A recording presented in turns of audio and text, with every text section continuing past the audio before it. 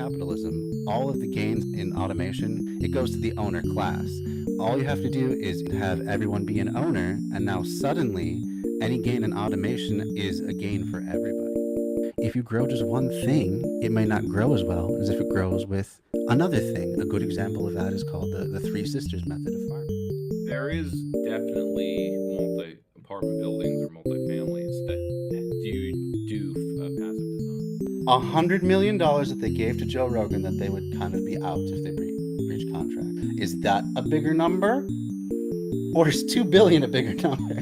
I don't know, Zach. It's a tough one. I It's know, really hard. and maybe comparing numbers is not Jeremy Strong's. Gotta go kill a Jenny. I still don't think you should kill her. I don't think it's a good idea. It's a ghost, dude. Welcome back, everybody, to Bread Theory. So, as per usual, every couple of weeks, I have Dan Platt of the Three Left Show and What's Left on Albany on to discuss the various topics that are on his mind. So, how are you doing tonight, Dan? How's it going? Just good. Warm as usual, I guess. 80s, yeah, it's warm here too. You know, whatever. It's just the new normal. Whole world's like this now. I know, and we got Australia, I guess. Jeez, we got another round of smoke that's rolled in from Canada today, so that's fun too. I think it's probably. I can't even tell if we have it or not these days. But you know what? I think it is there, but I think it's a little higher up. It doesn't feel like it's at ground level, but you can definitely see that there's less. It doesn't feel like the sun's directly hitting you, even though it is. So it's that kind of smog. It's like overcast. It's like always overcast a little bit, even though it isn't really overcast. Right. It's not real clouds, so it's not really actually blocking any UV rays. So, you started Tears of the Kingdom. I did, yeah. Yeah, my kids. I think my kids get it for me. I think my kids got it for me for Father's Day. Oh. And so I thought I mean the Switch itself or the game? The game. I've had a Switch for almost a year, I think. I may, if invited, I'll just join you to watch. I started a game I go to my family's. They rented a cabin for a week at a state park. Not a very large one, but it's good for when you have small kids and they can only handle walking for an hour, and or they only want to because they are screen addicts, or at least habit. You know, habits where the 2-year-old will just not let go of the tablet. You know, but I mean, it's not that they're addicts. It's that there's 4 sisters, and if they put something down that's theirs, one of the other sisters may pick it up and use it, and you don't want your other sisters touching your things. Right? Yeah. Can't have that. I went overboard there. You're fine. But it was such a stressful. I was only there for 2 of the days out of the 7, and I was ready, slap some little girls around. Because they're all so close in age, so they're always fighting. And even though you want them to be able to roughhouse in horseplay, but not pony play, horseplay, it no pony quickly turns into real fighting because they just can't help it. The play fighting just doesn't seem to exist. Like even when they start play fighting, and then it'll turn into a contest of wills or consent. Like stop, I said stop, and they keep trying to play, and then it becomes like I'm literally hitting you because I want you to get off of me. Imagine that, but with a Switch in the mix. So I started a game, and I sort of had an ennui of like, I'm not really enjoying this. I think I just don't feel like playing this another Breath of the Wild. I think, but in the sky, because when I think of Zelda in the sky, those are usually the least liked levels or areas in past Zelda games. I think back to Twilight Princess, everyone hated the dungeon in the sky, and now you have an entire game That's just like that Entire dungeon. game in the sky. Yeah. All it's missing is the little weird chicken people, the Okapos, You and know, I never got to that and the game. music, which I kind of enjoyed, but a lot of people hate it. Yeah, my brother was really into that game. I never quite got around to it. Okay. But There's a dungeon in the sky. It's not a big area. It's just a dungeon, and so it's just. I guess it's painfully short, but imagine that. But a whole game in the sky. So I was a little kind of let down by what the game's premise was, though my brother was letting on that it expands out with time. Sure. Not to give it away, but you're going to a temple of time in the first area, right? So that, yeah, yeah. hopefully I'm not giving something away. It's just that I mean, No, that's approach okay. with Zelda and do something new. I mean, having a new race is cool, but I don't know. I'm liking the new powers. That sticking anything to anything. That's been pretty fun so far. Maybe it's just my because I hadn't picked up a Switch in actually ever. I think I played my Breath of the Wild on a U. Oh right, okay. And I just found rotating objects with 3 axes, doing that rotating. It can be tedious. Yeah. As soon as it started, I'm like, I don't like this. I don't want to be doing this a quarter of the game. Now I'm maybe most of the puzzles and other things can be solved without having to do this, but obviously, Breath of the Wild. I'm seeing all these pieces scattered around. It obviously wants me to build a raft, and just like this feels like when I'm a kid. I'm 10. I'm playing like one of the Lego builders, and it was like impossible to control the camera and know where things are going. It's just like I want to do stuff with my hands, not with the control scheme of the moving things around. But it probably just like I don't have the muscle memory of the working with the joysticks like I usually do. Gotcha. I'm doing all the gaming and joysticks. It's a shooter, games, and RPGs anyway. That's what consoles is what I've been playing. But I'm never good. I finally finished Tropico 6. Oh yeah, how'd that go? I'm glad I'm achieved about that. So there's a number of less interesting levels, or at least ones I didn't find so interesting. One was kind of playing off of 2012, where you only have 4 years to get really, really popular, and you're only able to do this because you have to spend a lot of money. So you get these big paydays from the other world powers by doing some kind of weird task. But interesting. It depended on I had to do a lot of resource because you would pick one and it would be a task that would take me 2 years and I only have 5. Yeah. Can't be doing versus that. one where it would just take a few months and that's the one you should pick. So I just had to keep trying to see which ones were the easy tasks so I could get the 100,000 to be able to actually develop fast enough to make achieve the goals, so to speak. The last level goes through a whole century of city building, and it took me a few retries to get it right, let's say. Wow. And it sort of felt like maybe because of the restarts, it kind of felt a little anticlimactic because I was expecting they just throw a big army at you, and once you defeat it, it's over. That's it. Yeah, that's kind of it. And I kind of wanted something more, but it was throwing a lot at you at the end, and twice I was unprepared for how much money you kind of needed to have in the bank, because there's this. It throws an army and a disaster at you in time, and I wasn't prepared to do both. So anyway, I digress. How are you doing, Zach?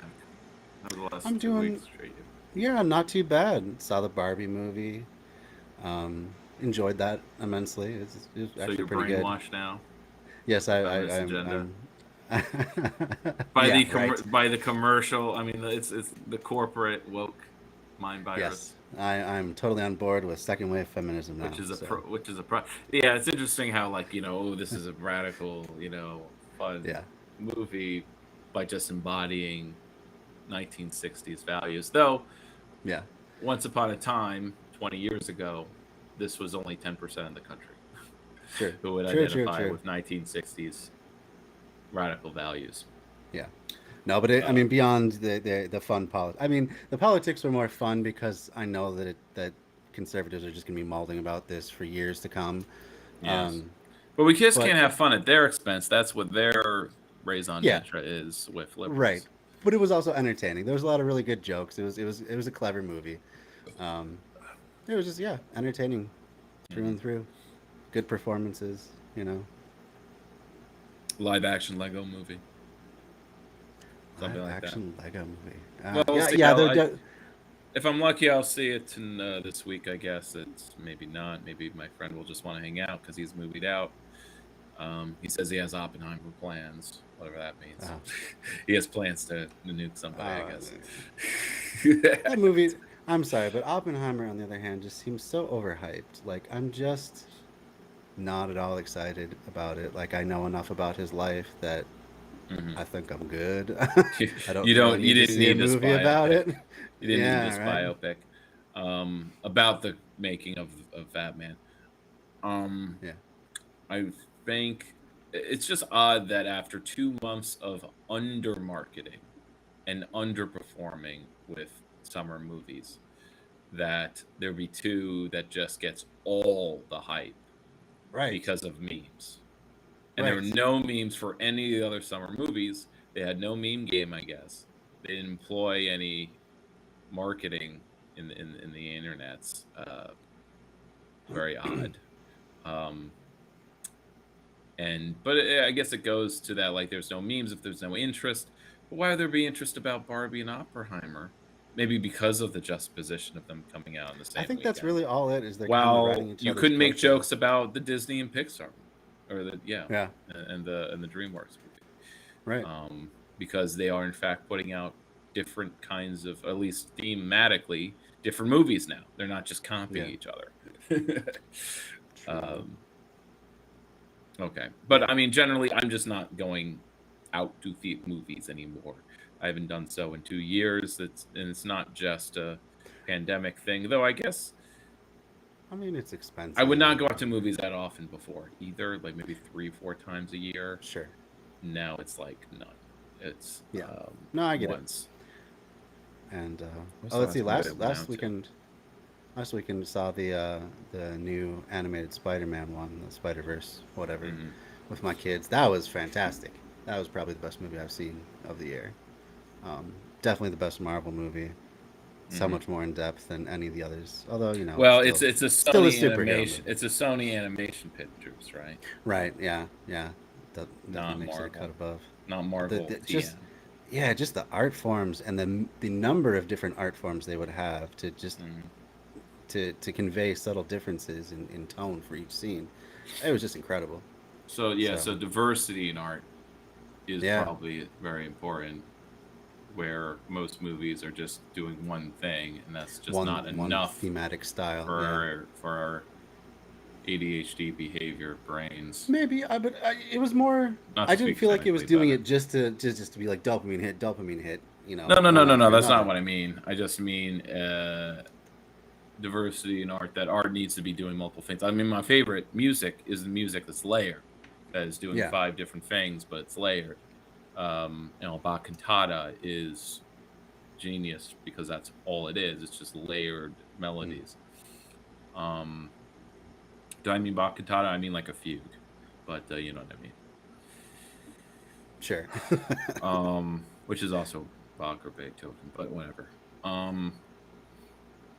And okay, those are all my thoughts on movies lately. But again, I've been more. My accounts are suspended. I kind of argued a little on a Star Trek page. A Star Trek page of all the ship posting, Star Trek ship posting, where somebody kind of made a post about not seeing new things on Netflix, and I'm like, that doesn't. I guess I suppose that does register on their counts, but I think pausing your subscription probably means a bit more as a show of solidarity, as I have. Hmm. And I had, representatively speaking, 20 other users basically chide me because the leadership of the unions had not asked any of us consumers to do that, to pause our subscriptions. They had not asked us to do anything, really, but as unions usually don't. But they seem to say, we didn't get any orders from them. So we, and one was justifying this as, oh no, it's strategic. Like they need to show that there's interest in their content, so we need to keep watching. And I'm like, what a bootlicker. I'm thinking. That doesn't make sense. It doesn't make sense. Of course there's already interest. We're already that's the whole consuming. Right. What does it matter whether we keep doing it or not? In fact, if anything, that's showing that we don't care whether they're on strike or not. Yeah. We need to be acting in tandem with them to show, so there's a representation that we care. If we don't change what we're doing, then it looks like it's business as usual, and they just have to keep fulfilling our needs by using AI, written stuff or something. Like, and if we keep consuming to show our interest, but I guess that's why the post was about not watching anything new. That shows that we want to watch the human written stuff, but not the, whatever producers are going to put out in the next few months. And there's some logic there, but I want to push back on the logic of the business unions, right, didn't say that we should also boycott, so we shouldn't. And as if business unions have always been right, and they're always making sound strategic that's the only decisions. way to show and by solidarity. Business unions, I mean the leadership of business unions, not the rank and file, which may have something completely different to say. Whether they can organize to say something differently than their leadership. Many choose not to for reasons, tactical or whatever. But generally, I just come with this thought that you have the writers on strike for a whole month or so, and now the actors who have not joined, they've joined the writer strike in that they have also gone on strike, right? But they did not go on strike when the writers did. They were still negotiating. And if the producers, the studios, were smart and using a divide and conquer strategy, the actors would have stayed divided. The actors would have taken a better deal if they were offered one. Now, weren't, but hypothetically, they did. The actors would have taken it.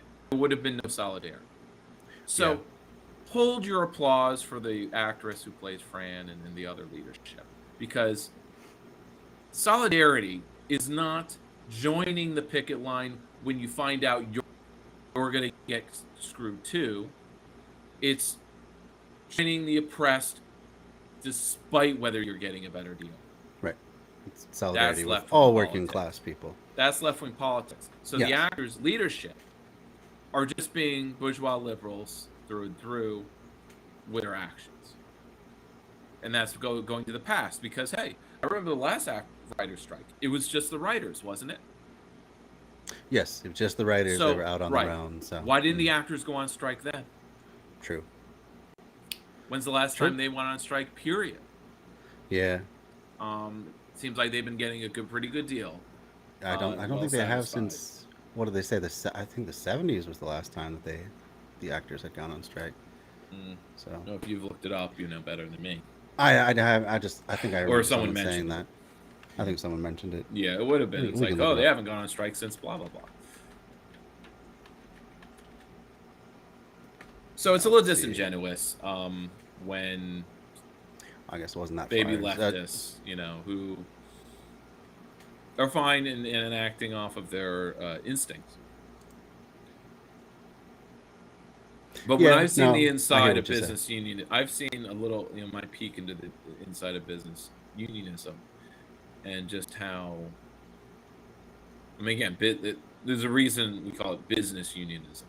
They have more solidarity and empathy with the business, and not and that workers are part of the business, right? You know, body and mind connected by the heart, and so they're only mad when the When it mind, affects them. Yeah.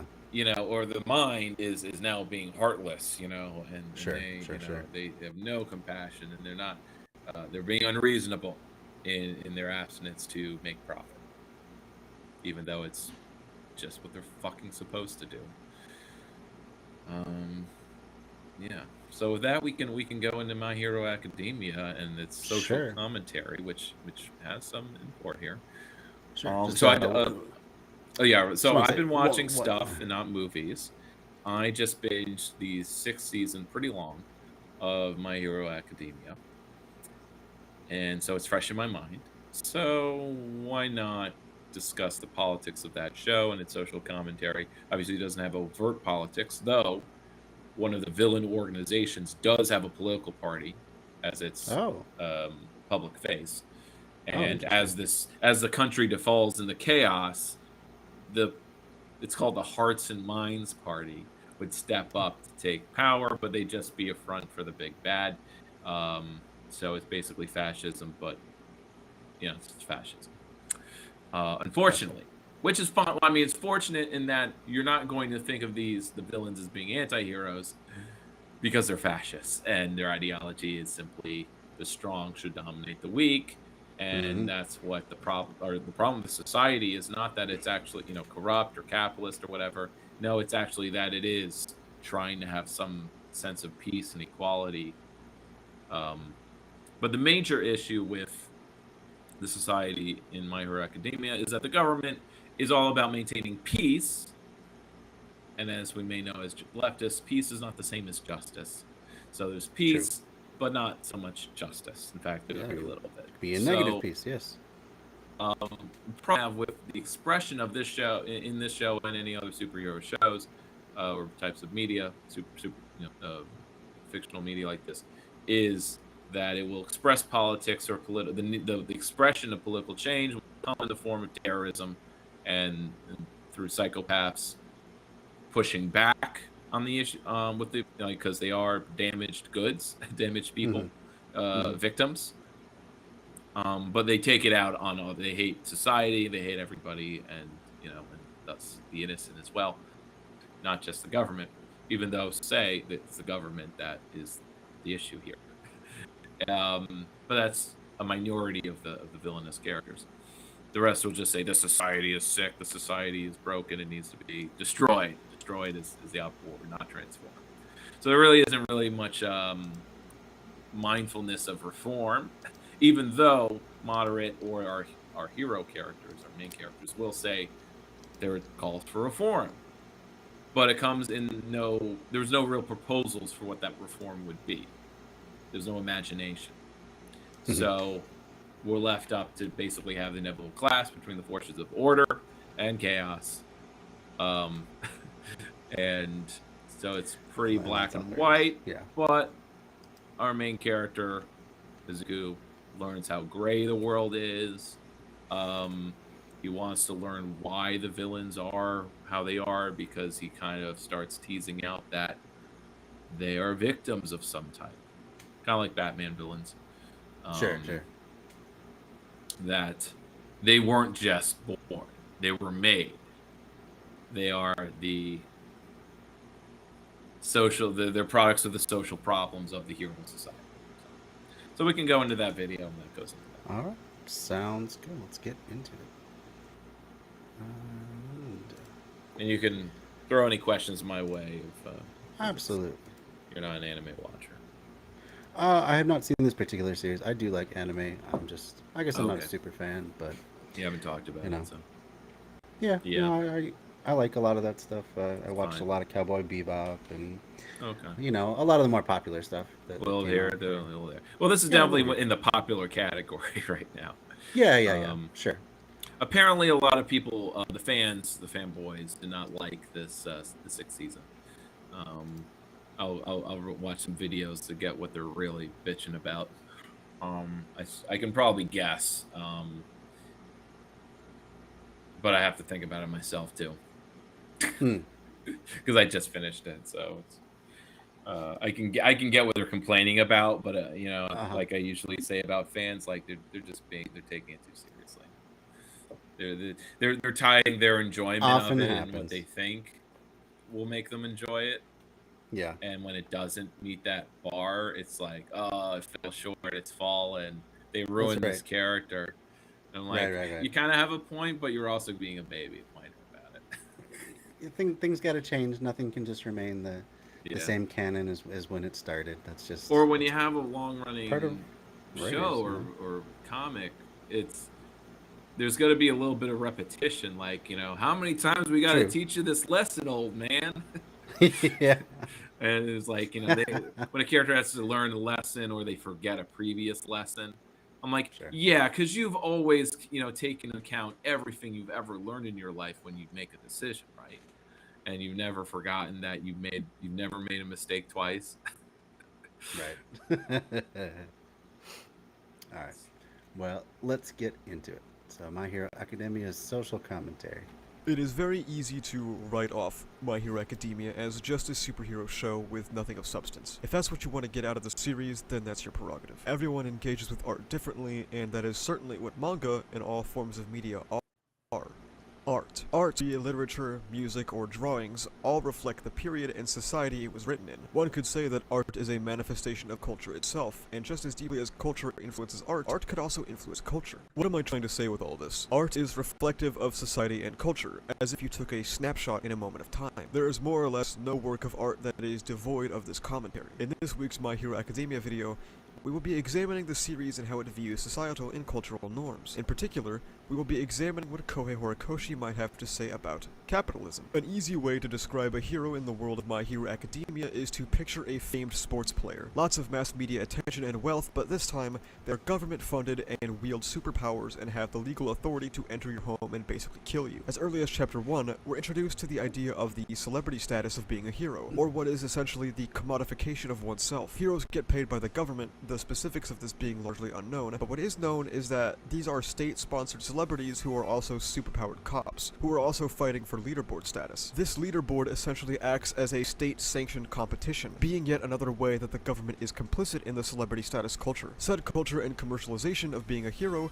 is something almost immediately cast in a negative light by the narrative, whether it be through Mount Lady, who slowly turns into somebody who actually prioritizes the heroics of the job, as if the narrative is explicitly stating that this is the correct thing to do, or through Stain, who of course is absolutely insane, but still raises points and calls into question the role of the market in the occupation of hero. Heroism has been turned into its own brand, with massive billboards or product advertisements alongside the aforementioned government pay. This self-commodification essentially leads to what is known as the oversaturation of heroes. There are so many heroes that so many things get handled, which means you can get a hero job and essentially take the easy work or not even work as a hero, simply working to maintain your status as a public icon. Instead of heroics, the biggest part of being a hero is managing your image. This is drilled into you at an early age, even during hero schooling, where you are pit against other 15-year-olds to try and get sponsors for future hero work, as well as building that image you so desperately need as a celebrity, Pause it. as a hero. We see So that dark-haired character you just saw with the kind of Yes. wide eyes.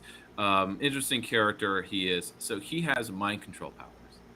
Oh. And it's just assumed that because he has mind control powers, that he's he's a villainous guy, or he will turn into a villain, because that kind of power, I guess, corrupts you. But Sure. he's in fact looking to be a hero, and buck that expectation of him.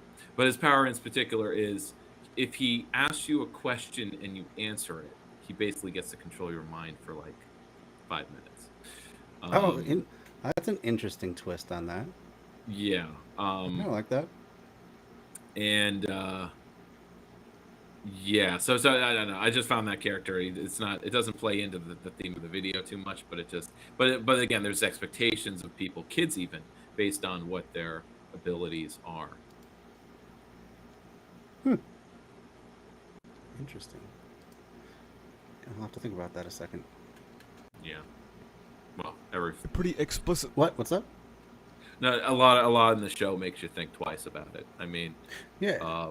The social commentary is pretty deep. I mean, like this pink hair girl here, she's like obsessed with like making products because she's looking to be recruited. She's a hustler, basically. She's got that grind set.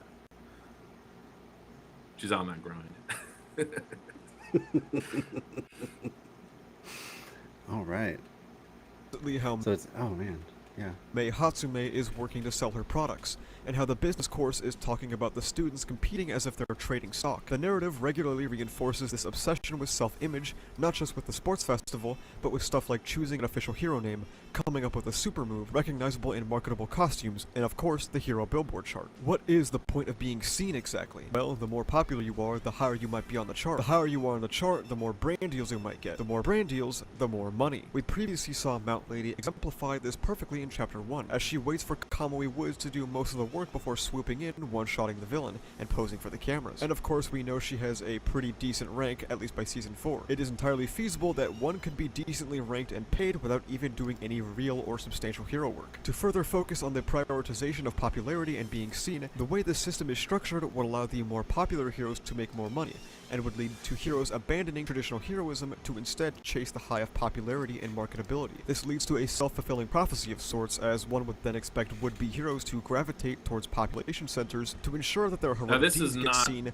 to increase their... This is not picked out in the show, in the anime. That isn't expressed. This just... That the big cities... Well, maybe it did, and it's been a long-running show, so, like, I don't remember. It's just not explicit about it. It's not explicit about, like, yeah. The heroes. They're the hero agencies. Well, I guess it does, but you have to infer it. There's the hero agencies that are higher paying, so you want to join these agencies. They're like firms, they're like companies, and because they are businesses, and they're based in the major cities, I guess. So if you want the good work, if you want the good pay, you want to be in the big city agencies, and so you're not going to be in Hokkaido. You know, Hokkaido has no heroes in it, or not many, or something. Like, they're not distributed. Even though they're government workers, are they going to be assigned based on, in the same way that those big city guys get all the resources by zip code in certain ways, or by property tax income? Yeah, so it's like that. Gotcha. Create that rural urban resentment. Well, because the way I kind of saw the main problem with the superhuman society, when in my interpretation by like season, let's say 4 or 3 or 4, is like there's the way that the show is explaining how it's like what kind of problems there are, and the way I see it through my anarcho-communist lens is that there's an inequality in the training of one's quirks to use it responsibly in public. So it's basically saying, like the police, only a select few can have the monopoly of violence and use their quirk in public because they're specially trained in the special schools, in the academia course. They have the academia, and there's a scarcity of that. These are the elite schools with this many people who graduate, and you have to be really the best of the best to get in. So it's like the Ivy League system. And only these people can use their powers in public. The rest of the public are not allowed to use their powers in public, really. At least not for others, because it's shown those that aren't trained screw up and they get people hurt, right? In the same way, So there needs to be a democratization of training, in the same way that education, whether it be for not just for the hero course, for the professionals, there's the pros, but there should be the same way that you can take a coding course and get a certificate. Yeah. So you can code, you're legally code, or you can legally be paralegal, let's say, versus a full lawyer. You should be able to have some amount of casual training so that when you flash your ID, you could help the police on the spot. And that's how you kind of get the, not in this video he points out, but in another video of his, he points out the overdependence on the professional heroes. So there's a constant observer effect that comes into play. And it's also how some of the villains get their motivation to hate society through observer effect.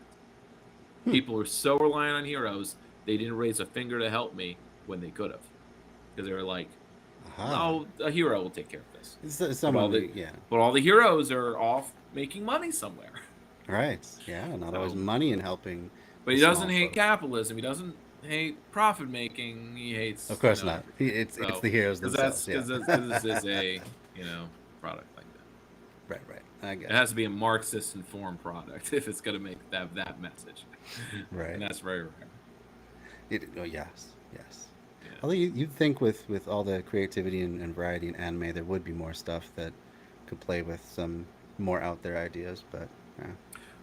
Well, I mean, many and the anime industry is unionized, and it's had share of communists in the past. So there's definitely more of a legacy of leftist informed content. While in Hollywood, you have "Sorry to Bother You" as the only Marxist informed movie. Yeah. Or I guess Spartacus is Marxist informed, because you have Trumbo. Trumbo was a Communist Party member. Oh, okay. And you have the Blacklisted. The Blacklisted, Trumbo's story via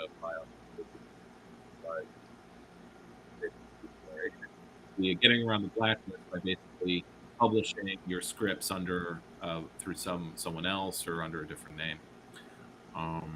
That's how Spartacus was written by a Communist Party member, as well as a lot of other movies but instead it wasn't a Marxist. It wasn't explicit. It just had an underdog fighting an underdog story. Sure. So it wasn't following the Hays Code completely. Gotcha. All right, continuing on.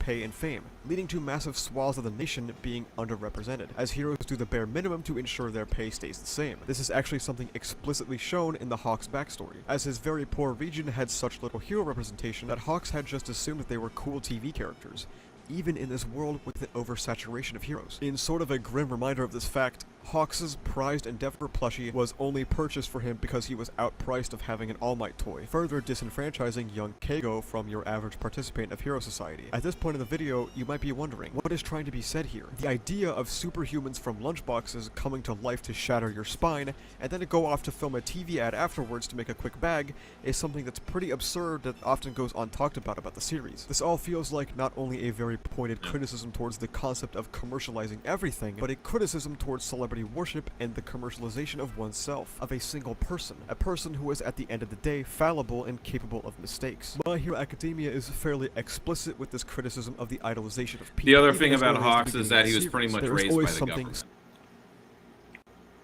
Raised by the government, huh? Yeah. They approached his mother, who's basically a deadbeat person, but with it. This is the person with the eyeballs. They don't go into her what the thing is. What's the deal with the eyeballs? But she's paranoid. Yeah. She's watching herself because her husband's a scumbag, and she's a bit of a scumbag too. But she accepts a payout. To basically it's like, we're gonna take care of him. We're gonna give him a good life, and he's gonna be a great hero because we see potential. Because his quirk looks so amazing, and it is. But it's like, and he's like, and it's very much, I want to just get away from my parents because my parents are obviously terrible. He just knows from the get-go. I mean, they're raising him in a shack. Not a pleasant way to grow up, no. No. Well, his father's like a criminal, and he screws up a lot. I see. Anyway, just wanted to point out he was raised by the government as a to basically be like a. To be the superhero. Yeah, or just the equivalent of also their Black Ops guy. Ah, okay. Someone they know is going to be loyal. Yeah, there's someone else. He was actually replacing someone else, but I'll learn that. somebody is hiding, something that they don't want you to see, even if it's something as simple as your true form, or in the case of Endeavor, your history of familial abuse and your traumatized children, or in the case of Hawks, the double life that you have to lead, or in the case of Nagant, the things that you've had to do to make sure the system stays up and running. All of these characters attempt to display a shiny and marketable face, all while hiding something else in their shadow. Let's imagine for a second that there was a US soldier who had a film Nagant was a his sniper, actions, by the way. or even Nagant, that woman, she has she can turn her arm into a sniper rifle. And Oh, that's convenient. She was basically the government's hitman, and I see. but also a public hero. So these kids who want to shake her hand, and she looks down, and it's covered in her mind in blood, and she's like, she just can't, like, that's when she starts to break, and she basically tries to quit, and you're not allowed to quit, so No. she's Keep locked pulling up. you back in. Yeah, no, it's just that she's imprisoned. Yeah. Like literally pulling you back in. Yeah. Yes.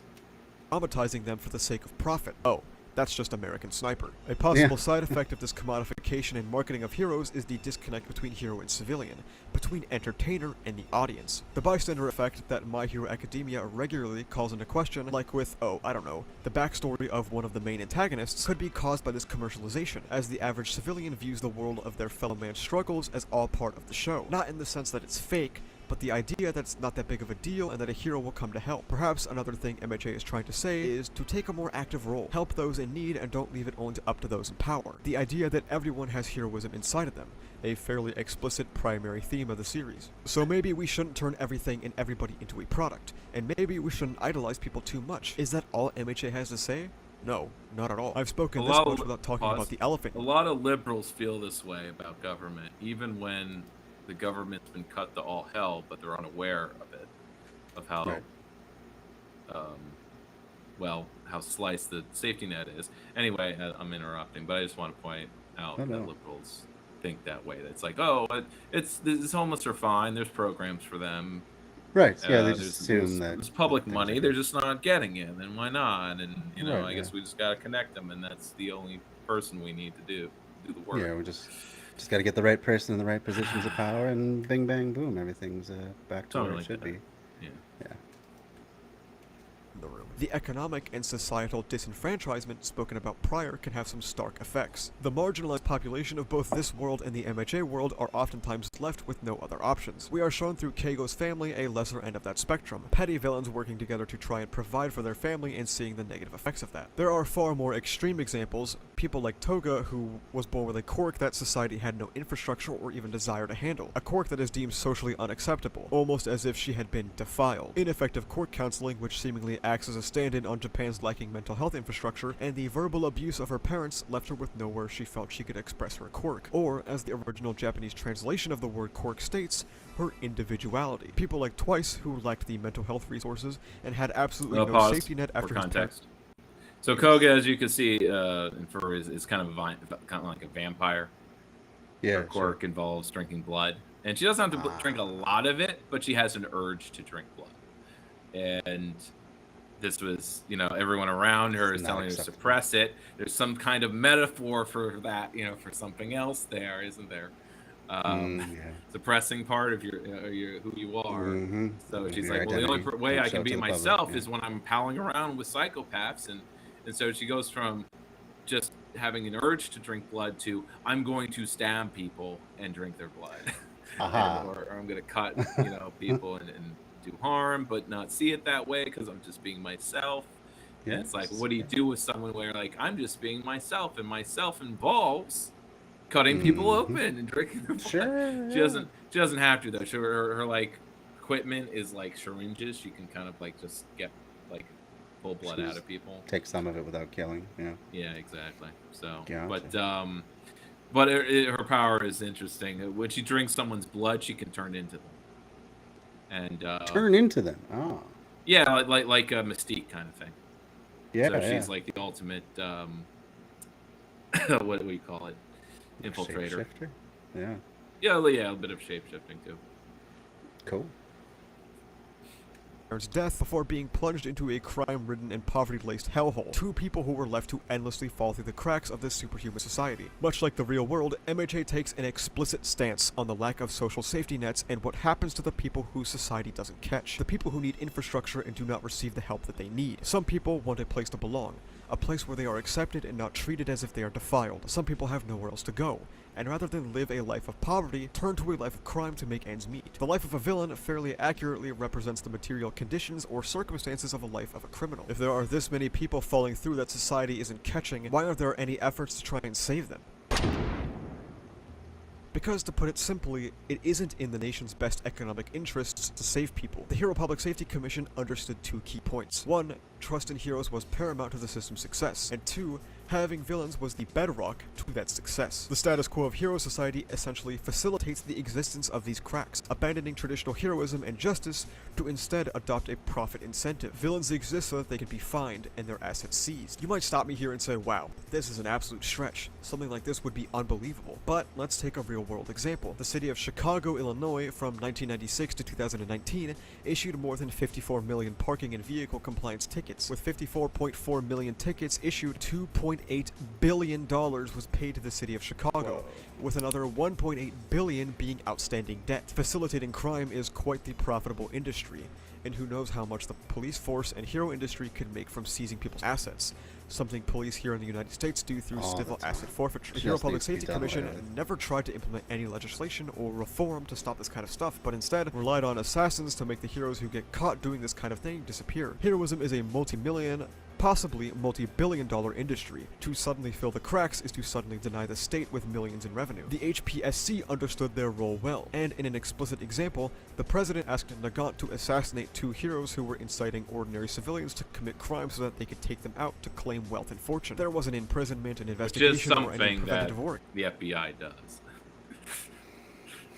We do have recorded instances of, we need a win, so we'll incite someone to commit an act of terrorism so we can catch them. Yeah. In this case, Or just, yeah. Even on a more mundane level, the cops they got to get their quota, so they will push people to speed or pull them over for minor infractions and stuff like that. Something like that, yeah. Yeah. You don't have that same level of thing in the show that meet this text, but it's just here and there, and it's mentioned. You just don't see it a lot in everyday life, but hey, that fits with modern life as well. Absolutely, you don't see the everyday injustices. It's when it comes Insulated forward from in the it. form of a city-destroying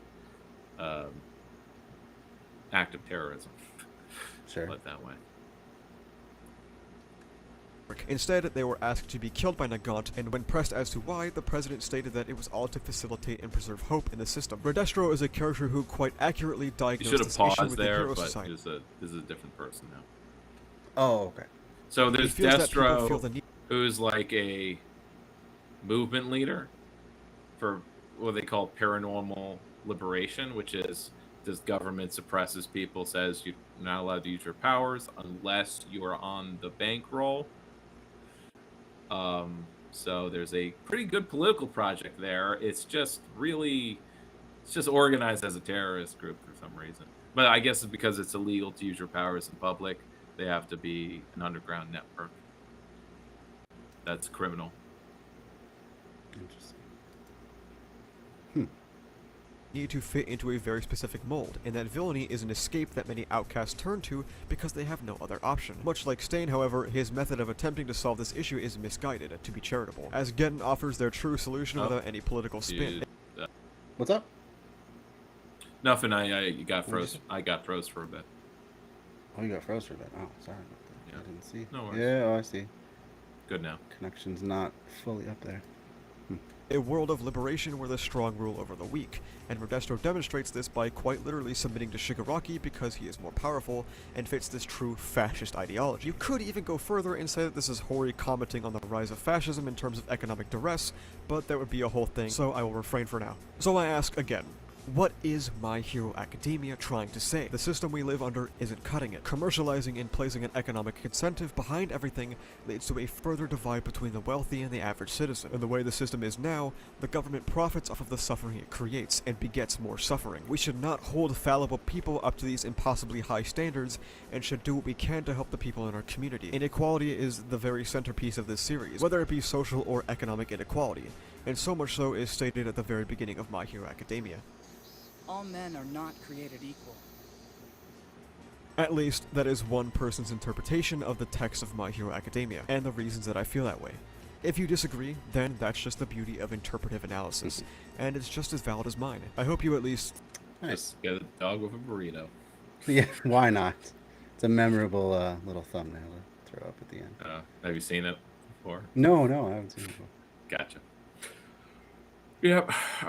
There's another video that goes a little deeper, but it goes through the same content. This guy makes a video every week, I guess. One of those types. That's cool. That was a good video. I liked it. Yeah. Definitely would like to check out that show now. See if I can pick up on all that. It's got a lot of episodes. Like, you know, it's at 200 now. 200. Well, I mean, 6 seasons.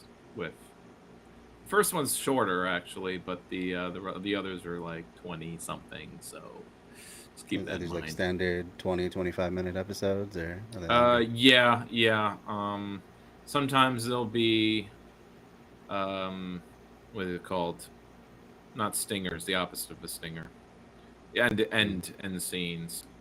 But hey, all the credits, opening and ending, are bangers. So nice. You might actually sit through them if you don't marathon it, but when you do, it's like, okay, that's good. It gets repetitive. Yeah, I get.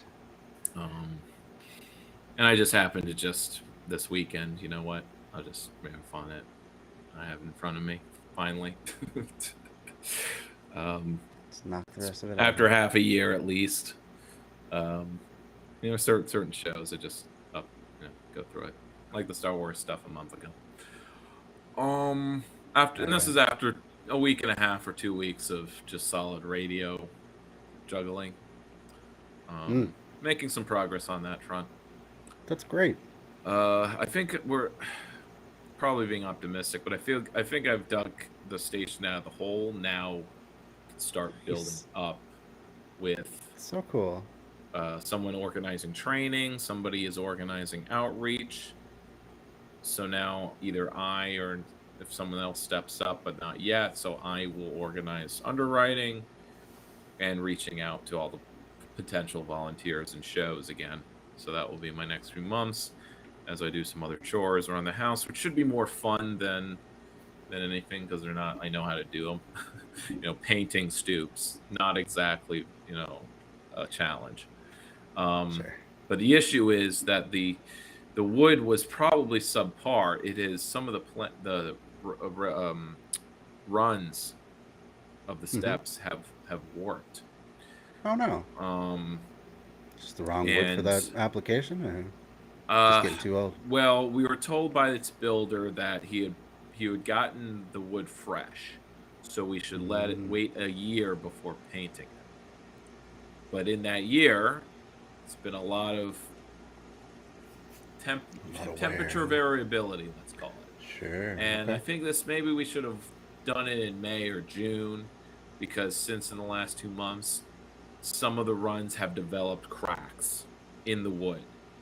So the wood's already cracking. And I'm like, oh, this is bad. You don't want to see that after a year. This was just built. Right. And the runs look like, you know, they're creaking and they look ready to snap in half. Like it's a decade old already. Because it wasn't treated at all or anything. So this week, hopefully I'll actually get in an evening. I'll put that primer on it. That's good. You don't like to see that after just a year. No. And my mother obviously doesn't want to hear anything of it, because she just plopped down the $5,000 to pay the guy, and it's like, but on the other hand, we're also going to sell these buildings in a year or so. So it's like we're going to just paint it over, and it won't be our problem soon enough. But the good thing about these stoops is that you can obviously take a run out and replace it if it gets, cracked in half. That is the nice thing about wood as opposed to like a poured concrete one. Yeah. Oh yeah, or anything else really. With those Yeah, right. prefab materials, where Sure. basically yeah. if something breaks about it, you have to replace the thing, and that means you have to pay the full $50 Yeah. for whatever it is. Absolutely. So the next item / theme is new municipalism, which is a catch-all term for all the cool stuff we like. Outside of I'll take it. Sure. full-blown labor organizing, I guess. The organizing is part. Obviously, it's part of everything. Big part of it. Yeah. New I imagine. municipalism, for the most part. It just doesn't it doesn't take account, or it doesn't ignore, but it's not labor strategy, as far as revolution goes. So the IWW have some critiques that I've read on my show, actually, of say co-op strategy, and we have covered parts of new municipalism. But what I've done is I've a paper. Let me put a link in there so you can share it. Sure. Did I put it? Yes. Copy. Let me put the paper in there. It is on the academic jargon side of things, unfortunately. But if you have a free hour, whether you're on a bus, train, or car ride with someone else, it is good a read to really get the brain juices flowing about the possibilities of a city-based politics based on whether it's proximity, identity,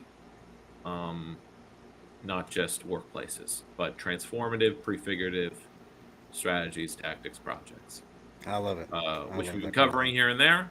But to put it into a categorization, which I just, as a nerd, love, is this paper puts the municipalism into 3 types. Now, first, he calls it new municipalism because there is a previous international municipalism, which comes in the form of the mayoral conference of mayors.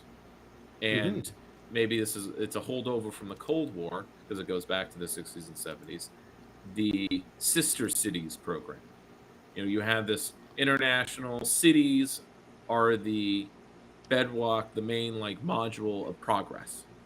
And it comes in the form of, you have these many articles the last 12 years, even especially since when Washington really became calcified, since 2001, where there was actual partisanship and thus calcification, but also because of capitalism. You have this, when you have these cities that are basically one-party dictatorships, you can really get stuff done. Yeah. So cities are the future. So you have the Conference of Mayors led by Bloomberg as a spokesperson, which is kind of why he thought he could run for mayor, because he got his ego inflated and how important he was, with all these other mayors it was almost bipartisan. So it's you have these Republican mayors, Democratic mayors. So, but the Conference of Mayors, it's you have cities that are cooperating with and sharing policies, but of course they're also competing with each other. Who's going to get the Amazon headquarters? Who's going to get the tech startups to start in their city? So it may be international, but there isn't solidarity. So the new municipalism is to be said, and we can use it in our jargon, transnational. Transnational. It's a trans agenda. Transnational. Yeah. So the new municipalism, this paper puts into 3 types. There is a platform version, which comes in the form of digital platforms, which we will cover. It's not only digital platforms, but also platforms for action. So it sees the city as being the enabler of movements and politics, not the regulator, but providing the platform. The platforms can come in the form of commenting. I think that's something all 3 of these can have in common, but particularly 2 of them, which are more Marxist in form than the 3rd, which I'll get into. I'm starting with a lecture first, and then I'll let the videos speak for themselves. So platform in, against, and beyond the state, right? So it's not explicitly statist. It's about transforming the local state with platforms. Assemblies, Occupy is like a platform. Digital ones like Pirate Party, the Liquid Democracy we covered, those are online platforms. Any kind of online co-op is a platform. The co-op instead of the Death Stars, like Netflix and corporate platforms. So obviously there are corporate platforms, but and platformism is also kind of capitalist. You have these capitalist platforms, nonprofits, NGOs, but emancipatory platforms separate from all of that. Second is the autonomist municipalism, which mainly comes in the form of Co-op Jackson, Rojava, and other types of anarcho-communist projects that are, let's see, stateless, confederated, like society and the economy is civil society. Government is civil society. So you just have a confederated civil society that makes up the polis, and thus you don't really have a state anymore because you have civil society taking care of everything. It's meeting social needs by workers. And the third type, if you can guess, is the more reformist. It's managed municipalism, which retools the local state with technocratic engineering. I think we'll cover that first because there's kind of less there to explore. Its main set of tools is co-op strategy and what is called the Cleveland model. But you can also think of it as the Mondragon model. But since we're kind of trying to recreate Mondragon, but in U.S. Rust Belt cities, it's top-down because it's being done by nonprofits and foundations.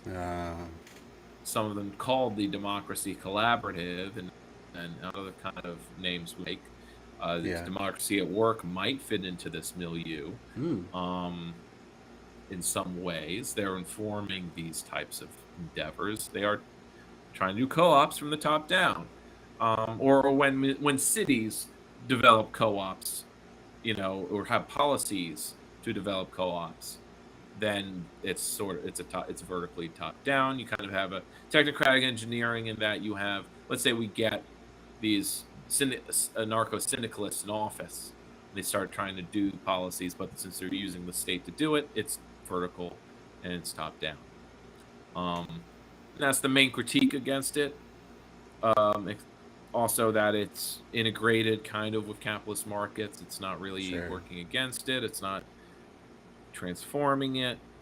All three have to tangle with the two main things of the bourgeois state and labor capital relations, but both are represented by money. So you can kind of think of money as being like the thing, like if money is eroding, if people don't need money as much, then the power of these two, this dynad, is that power is eroding. If people need money less, because really when it comes down to meeting people's needs and what people's problems are, it's like, I don't have enough money. Well, what do you need the money for? I need money for rent. Oh, really? Why? Because you have to pay a landlord, because you have to pay a property owner. Okay, well, let's deal with that.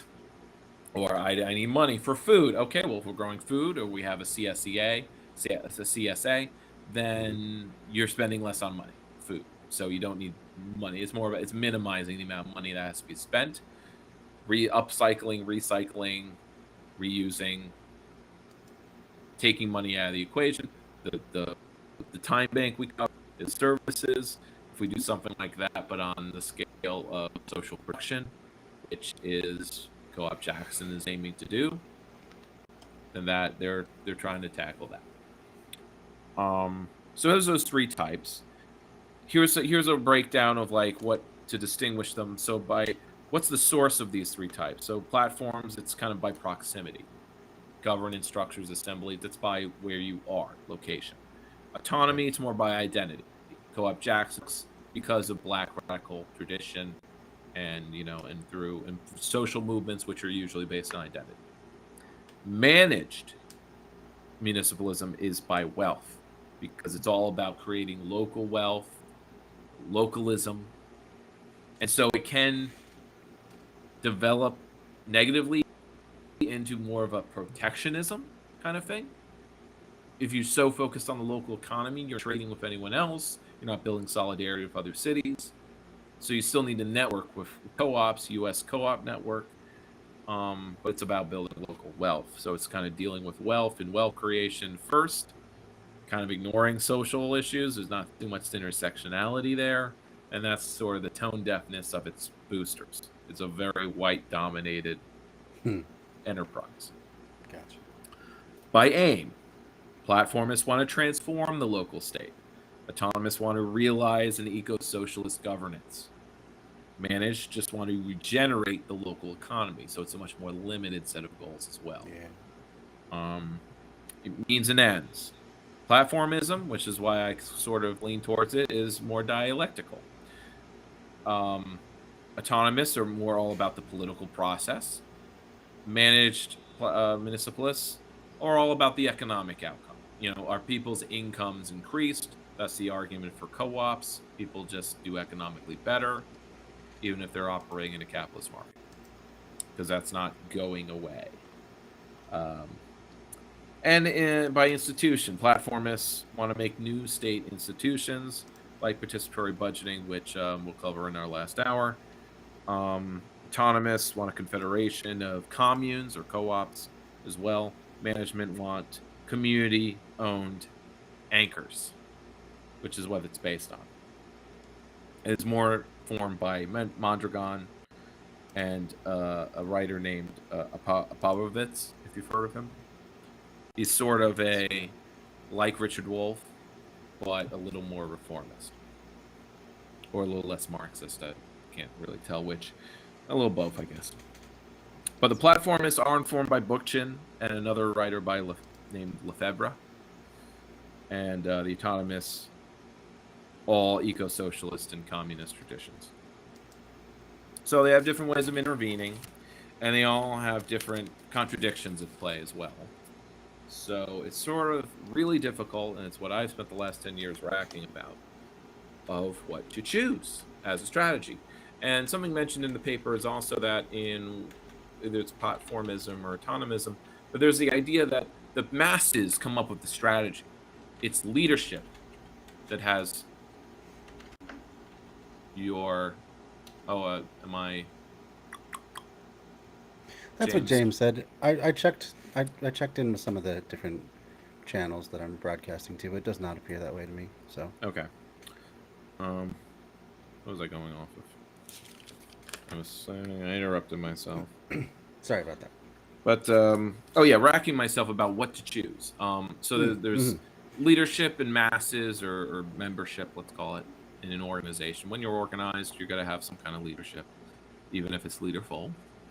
And delegative, let's say. But who does what, and what's the best kind of way of doing it? Because you could have, I think Vanguard is, which autonomous do as a Vanguard. They're doing the strategy, but also when it comes to verticality that we don't want, you sort of have a government that sets the strategy for economic development. Let's say it's a market. And it's up to the masses to do the tactics, to figure out how they're going to achieve the strategy. To reverse it, the masses come up with the strategy. What kind of projects are they interested in doing? And then it's up to leadership to do the tactics of doing it or finding out how to get it done. And for that, I guess you need masses, and that's what assemblies and meetings are for, to do the visioning. Yeah. And then leadership will try to get something done. But like in My Hero Academia, you get that over reliance on leadership, where you don't learn the skills yourself of how to act politically, to do politics. Even though platformist and autonomous projects are all about sharing the burden and the skills and doing democracy. So that's all there. There isn't too much risk of not doing that. I'm just thinking generally in my own context. That's a very interesting point. I hadn't really considered that. I always thought of it as just like vanguardists are like, hey, we're the elite, so we need to take things over now. I never thought of it as, oh, these guys are in charge, so we'll just let them take care of us. But yeah, I don't see why it couldn't be that. Well, that's what it's been. I always find the whole vanguardists are arrogant pricks to be I mean, yes, there are like bad representations Mm-hmm. of armchair tankies, let's call them. But there's like the slander, like the bad faith interpretation of what someone's doing. And in the same way that in our media, like in a story, you can have a hero, but their actions will be interpreted poorly or in a bad light by a public or by someone in the public. Sure. You know, you saved this person, but you also, my house got destroyed, so he's actually terrible, kind of thing. And then he did it on purpose, you know, kind of thing. And that's where I get into the whole, like, you know, you're buying capitalist propaganda by saying everything the Castros did was despotic because their government, well, I guess, was more top down than ours is. Sure. But that's just perception, as far as I'm concerned. I would definitely agree in the case of Cuba, for sure. When you talk to, so in the same way, vanguardists are also like, if you read their texts and their theory and look at the history, they're really democratic.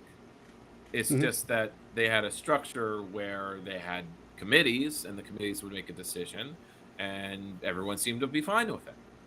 At least that's the story we're told about, like with Trotsky, where like Trotsky had his time in the Soviet Union to make his case, and he had a public campaign for himself, and it was just that everyone was pretty much on board or ready to acquiesce to the Stalinist government to say, nope, Stalin's fine, and we read Stalin's point of view and we read Trotsky's and we like Stalin's. So at least the revisionism is Stalinist revisionism is that it was a popularity contest that Trotsky lost. Trotsky revisionism would be kind of similar to ours, where it's like, no, we were blacked out. We weren't allowed to just, like, our supporters were beat up and harassed at every step. We weren't able to do, or the voters were bullied into supporting Stalin and his people, either by depredation. So it's like, if you go with Trotsky, you're going to disappear just like he's going to. You don't back the wrong team, comrade. That's history for him. But we live it every day when it comes to what team are you on? Are you on Team Biden, or are you on Team West or Green Party? And when does the intimidation stop and the useful idiots begin? Being a useful idiot come in. True enough. So I threw up the new the municipalism one first. So that's the good background. What is libertarian municipalism? Yeah, man, that is. I wish there was an easier word to say municipalism, but Lib-muni. that word. Lib-muni. There we go. We'll just refer to it as such. Muni is not a well-established shorthand for municipal or municipality, but I think if you're in the biz, you take up saying muni. It's like, oh yeah, I work for the muni. That will make sense. All right, so here we go. It's from Folk Pie Productions. Let's go check them out as well.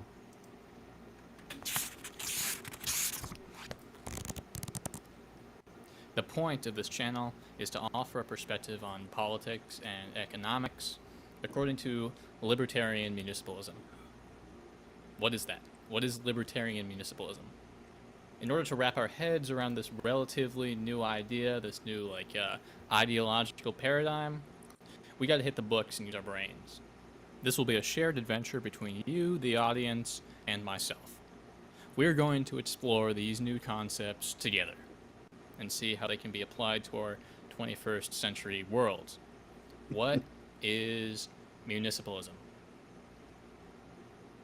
This article, titled The Future We Deserve, is by Debbie Ch, writer and journalist.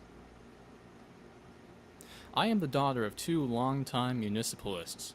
My mother, Beatrice Ch, ran for the City Council of Burlington, Vermont in 1987 on the municipalist platform of building an ecological city, a moral economy, and above all, citizen assemblies that would contest the power of the nation-state. My father is the social theorist and libertarian municipalist, Murray Bookchin. For many years, the left has struggled with the question of how to bring Bookchin. Yeah, the automatic Yeah. closed caption does not always do it right. But yes, it's book chin, just like it sounds for those unfamiliar. A book on your chin, book chin. our ideas of equality, economic justice, and human rights to fruition. And my father's political trajectory is instructive for the argument that I want to make, that municipalism isn't just one of many ways to bring about social change, it is really the only way that we will successfully transform society. As someone who had grown up as a young communist and been deeply educated in Marxist theory, my father became deeply troubled by the economistic, reductionist modes of thinking that had historically permeated the Marxist left. He was searching for a more expansive notion of freedom, not just freedom from economic exploitation, but freedom from all manner of oppressions: race, class, gender, ethnicity. At the same time, in the early 1960s, it became increasingly clear to him that capitalism was on a collision course with the natural world. Murray believed that you could not address environmental problems piecemeal, trying to save redwood forests one day and opposing a nuclear power station the next, because ecological stability was under attack by capitalism. That is to say, the profit motive. Can you pause, by The the grow way? or die ethos. Absolutely. So I haven't. It hasn't shown up on my leftist news feeds, but Bill Gates is at it again. Oh boy. It was CBS Sunday Morning, and they had a feature because this is what my mom watches. This is what my mom has always watched my whole life. So I watched CBS Sunday Morning as a kid, and but it was, the piece was Bill Gates is doing for energy what he did for education. At least that's No my thanks. interpretation. Thanks, I hate it. Yeah. In this case, it was about turning coal-fired power plants, which are being decommissioned and closed as per the transition that, it's like, we Yeah. we push for Same one sentence, thing, you know. thinking we're making progress, but liberals are obviously not doing it in a good way. Right, James? James can say something about that. Yeah. But so I'll stop there. But basically, turning former coal-fired plants into nuclear power plants. But of the new thorium reactor type that hasn't been fully developed yet, or at least it will be, but it'll take 20 years. Sounds. It'll take 20 years to build the plants. This will be a 20-year transition. To use nuclear power for the 20 years after that, because that's basically how much uranium there is. Well, I thought thorium was more abundant. That was one of the main. Yeah, it's the main driver. We're not using Driver, uranium, I we're mean. using thorium. I guess eco-socialists like myself have yet to be convinced, especially since we kind of need to build things in 5 years, not 20. Sure. And that's going back 10 years. We should have been building stuff 5 years ago. Of things that took 5 years and not 20. It's like saying, we're going to reduce our carbon emissions by half by 2050, and that will somehow be adequate. Not 2030. And by half, we mean 80%. Yeah, right. That's what needs to happen, and it ain't happening with nuclear power. It's not happening with any kind of power, actually. It has to happen with policies of degrowth and eco-socialism. So even though Hawkins was very much like degrowth is a political loser, we shouldn't mention it at all. I think other fellow eco-socialists in my field of vision are very much all on board with a degrowth kind of platform, and pitching it as you will be spending less money on things that you spend all this money and you don't get anything for it. Maybe we should, what if you spend money and you actually got stuff for it, Sure. and you paid less for it? That's degrowth, because you're not the one making all the carbon emissions, and Yeah. even if stuff you do buy is totally wasteful, it can still get to you without being wasteful. So it's not about less. Yeah. And, Yeah. It's about okay, let's go. we do so many superfluous things, and it is largely about cutting out all the bloat. Just it's the same as like bullshit jobs and getting rid of those. Only it's for material things instead of just It jobs. feeds into the reactionary worldview that if you're going to do something good, it will cause something bad. Yeah. Oh, that is such an there's- insidious So there's no point right-wing doing trope. anything good. Yeah. Exactly. But liberals act it out. They don't intend to, I suppose, but that feeds the reactionary worldview by making it come true, by making it a reality, actually. For sure. But it's only because liberals are so moderate, corporatist, whatever, are incompetent, and they are playing the capitalist game into that logic that everyone doesn't actually like. So, of course, it looks bad. Even when you're trying to do something good, but you're doing it through regulations, so it's not actually effective. Because you're not enabling, you're not providing. Okay. Yeah, but Just wanna it has mention been Gates.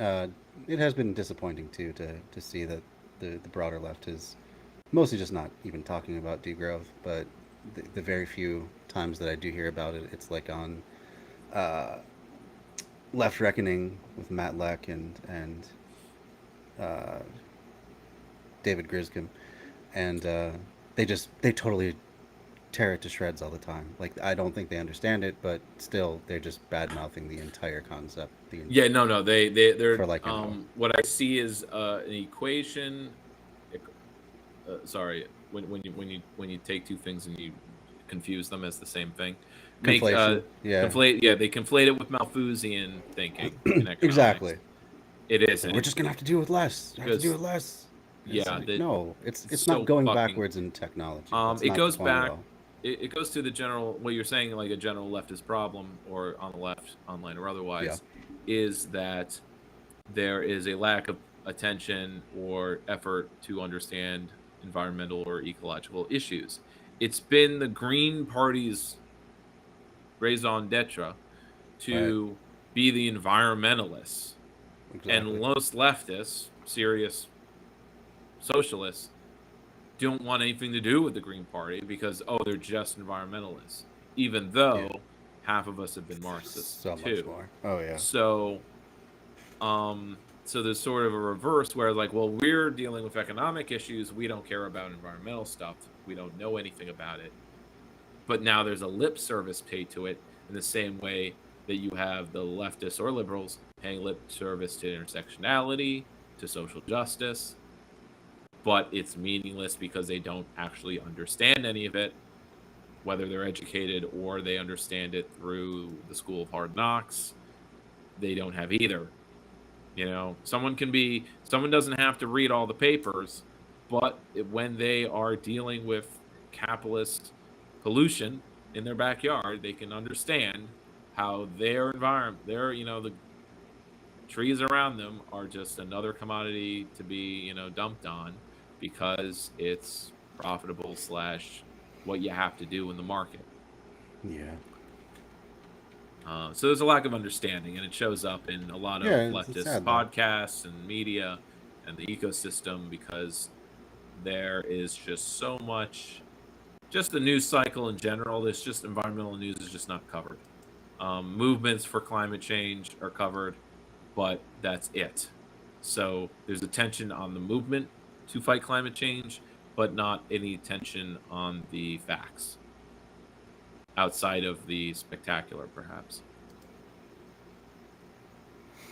Right. Yeah. The easiest things to just casually make fun of. Yeah. It doesn't help that when I type in eco-socialism or other such concepts on YouTube, you get an hour and a half panels and lectures and interviews. This Yeah. is a 10-minute video, and it's good. It's fine. I think it's something that all those leftists online have to see and intake. But the fact that with the West campaign, the West media campaign, I'll call it for now, existing for a month now, and the Democrats are now like it's news on how they're reacting to it. Hate that. But I have nothing, and I do fight it, and it's sort of why I don't watch a lot of West content, is I just feel nothing but resentment for how none of this ecosystem, the so-called leftist ecosystem, talked to Howie at all. Didn't mention him. Sometimes they would. But they would not That was such a interview him. disappointment. They You're would not right. interview him. And so I have nothing but resentment for those who do interview West now, or Hassan had Marianne Williamson on. I actually like that interview. Yeah. I'm not saying don't do that, but get West and would talk to Yeah, Howie I really 4 hope he years ago. platforms. Well, there's always time to atone. So if he, Well, I sp- when people talk about the Green Party in these conversations with the West, again, Howie will not factor in the mix. It will just be Stein. They'll mention Stein as if she was the last Green Party candidate. Well, she was the last candidate they cared about. Why did not they care about Howie? Well, if I'm going to I get know, cynical yeah. about it, it's because he was a worker. All these other PMC content creators, they are not workers. I mean, they are a type of worker, but they are not a blue collar. They don't have solidarity with blue collar workers. If I'm going to be like aggro about it. This is just what this is kind of what Howie says at any or his people related to him say at any rate, that they're mostly talking about the corporate media. They would not platform a worker. They do not want to see workers run for office. Workers should not run for office. And I kind of actually see that in that even the most left-wing media platforms did not want to platform a worker candidate for president. That's as conspiratorial as I'll get, but Yeah. there seems to be some kind of block there that stops them from wanting to talk to a worker candidate, even if he has no chance and we don't want to upset the apple cart with Biden and Trump. But Jesus fucking Christ, how can they? But then they turn around a year later and say third party is okay in these circumstances, but not that one. But we won't even talk to hear his point of view or the Green Party point of view. We'll hear when it's West or a West point of view because it's his, not the Green Party's, apparently. Yeah, right. Yeah, somehow it's. But it's he's an disconnected when it's academic. him. He's a public Uh-huh. figure who's been on TV a bunch because he's in fact not a worker. But Howie Hawkins is a teamster, and his running mate was a bus driver. And this apparently is not worth having on your platform. Yeah, I'm sure there was a bit of classism to it. My general feeling was that everyone got so swept up in the gotta stop Trump at all costs that they didn't even want to. They thought it would be risky to platform anyone else, which is dumb. But Yeah, whatever. but I don't see them saying that about every Democratic race or anything. True. So, I think Trump was just I'm a not- special moment, especially after. Being driven by fear, all the though, stuff they've makes gone me through. not confident in that. In them Oh, as sure. platforms. If they're going to be motivated by fear in that way, then they are worthless. Yeah, And I don't want yeah. anything. And I don't want to I hear you. They got to be their hypocrisy needs to be pointed out. If they're going to be fear motivated by fear, then they're no different than the media was in 01. And they're basically the new version of that, but just in the new progressive form that it has taken. That things have gotten better in those ways in what the Overton window can express. But the way it's going to express it is going to be within the logic of fear and reactionarism. So anyway, a long rant there. Getting off on a tangent, but that's all right. Let's get back into half hour left. hearing more about this. Of capitalism was fundamentally at odds with the ecological stability of the planet. So he began to elaborate this idea that he called social ecology, which begins with the premise that all ecological problems are social problems. Murray said that, in order to heal our rapacious relationship with the natural world, we must fundamentally alter social relations. We have to end not only class oppression, but also domination and hierarchy at every level, whether it be the domination of women by men, of lesbians, gays, and transgender people by straights, of people of color by whites, or of the young by the old. So the question for him became, how do we bring a new egalitarian society into being? What types of alternative social organization will create a society in which truly emancipated human beings can flourish and heal our rift with the natural world? The question really is, what kind of political organization can best contest the power of the state? And so in the late 1960s, Murray began writing about a form of organization that he called libertarian municipalism. He believed that municipalism offered a third way out of the deadlock between the Marxist and anarchist traditions. Municipalism rejects seizing state power, which we all know from looking at the example of the Soviet Union is a hopeless pursuit, a dead end, because the state, whether capitalist or socialist, with its faceless bureaucracy, is never responsive to the people. And, at the same time, activists must acknowledge that we won't achieve social change simply by taking our demands to the street. Large encampments and demonstrations may challenge the authority of the state, but they have not succeeded in usurping it. Those who engage only in the politics of protest or organizing on the margins of society must recognize that there will always be power. It does not simply dissolve. The question is, in whose hands will power reside? In those of the state with its centralized authority, or in those of the people at the local level? It is increasingly clear that we will never achieve the kind of fundamental social change we so desperately need simply by going to the ballot box. Social change won't be brought about by voting for the candidate who promises us $15 minimum wage, free education, or family leave, or who offers platitudes about social justice. When we confine ourselves to voting for the least of many evils, to the bones that social democracy throws our way, we play into and support the centralized state structure that is designed to keep us down forever.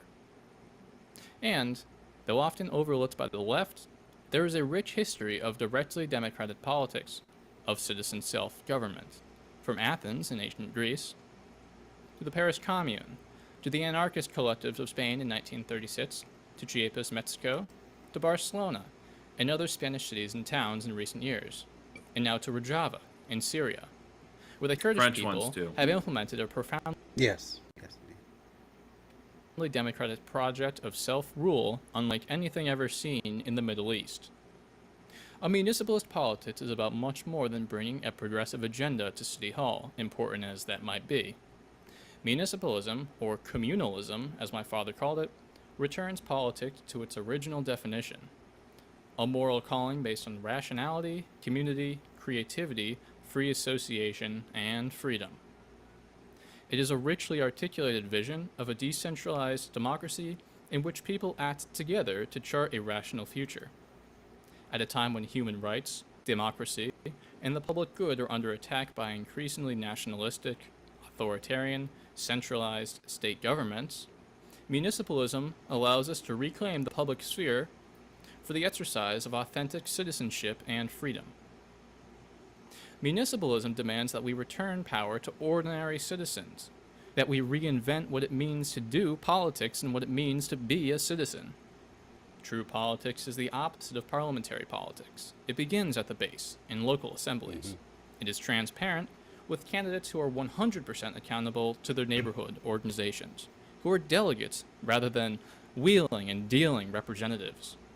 It celebrates the power of local assemblies to transform and be transformed by an increasingly enlightened citizenry. And it is celebratory. In the very act of doing politics, we become new human beings. We build an alternative to capitalist modernity. Municipalism asks, what does it mean to be a human being? What does it mean to live in freedom? How do we organize society in ways that foster mutual aid, caring, and cooperation? These questions, and the politics that follow from them, carry an ethical imperative, not only because we must live in harmony with the natural world, or we destroy the basis for life itself, but also because we have a moral imperative to maximize equality and freedom. Maximize equality and freedom. Just in case he didn't get it the first time. The great news is that this politics is being articulated more and more vocally in horizontalist movements around the world. In the factory recuperation politics of Argentina, I and think the he's water just wars reading of the Bolivia. intro to the book. I'm sure, but I just like the leaning into the microphone to make sure you really pay attention. Yeah, the first moment of Riz that he has. Yeah, it's good though. Almost. And like this is informative. It's not I would not call it boring or uninteresting in any way. No, So. but it's the foundation for everything we cover and will be covering in future weeks, installments of Left Field. Because we got to go into why do we think this way? Why do we think Absolutely. that just doing local projects on a city level is the winning leftist strategy as opposed to mass labor strikes and electoral campaigns for Congress and mass party building? And how is this the way to go? Why is not only maybe you've heard of Book Chin, you've seen some Book Chin memes, but how does that main idea of his inform then this entire milieu of action that has been probably more successful, more real as far as transformative than all the democratic socialist, gunk out there, and indeed. so-called Jacobin style politics. Yeah. Called that because Ben Burgess annoys the fuck out of me. Does he? Yeah, every time he shows around, every time I see him, it's just an hour explanation. He just talks too much. He doesn't let people get a word in. At least when it comes to Douglas Lane. He just gives this 1 hour explanation of why he's for entryism, dem-entryism, basically, which always comes down to we don't have a full label movement, we don't have a real social movement, so we have to be pragmatic and be entryist. And that's all it comes down to. And that's the only way we can get any kind of progressive policy to happen is to exert power inside the Democratic Party. And he cannot explain why, because he has never actually done politics. So it just annoys me how confident he is, or even as he's stumbling through his explanation for the 20th time over 6 years that hasn't changed at all. Yeah. And I think what annoyed me the most was in the conversation, Douglas would point out things that were done by the Democratic Party to sabotage even the left-wingers who did enter. And he just didn't know. He just actually doesn't know. He doesn't know how Bernie was cheated. He doesn't know any of that. So he just keeps saying the same thing despite evidence contrary, because he does not know that evidence. So he's a true armchair strategist. Fair enough. Although he is supporting Cornel West so far, so that's he isn't. Good to see. Oh, I heard him say that. Did he? Yeah. Maybe he supported his Cornel right West to has run. my vote, and I've already made up. My mind. I don't want to hear anything about spoilers or anything like that. I remember him saying that. Maybe he's already changed his tune, but that was He the last wrote. I He heard. wrote an op-ed for Jacobin saying Cornel West should have ran as a Dem. He may also believe that, but I think.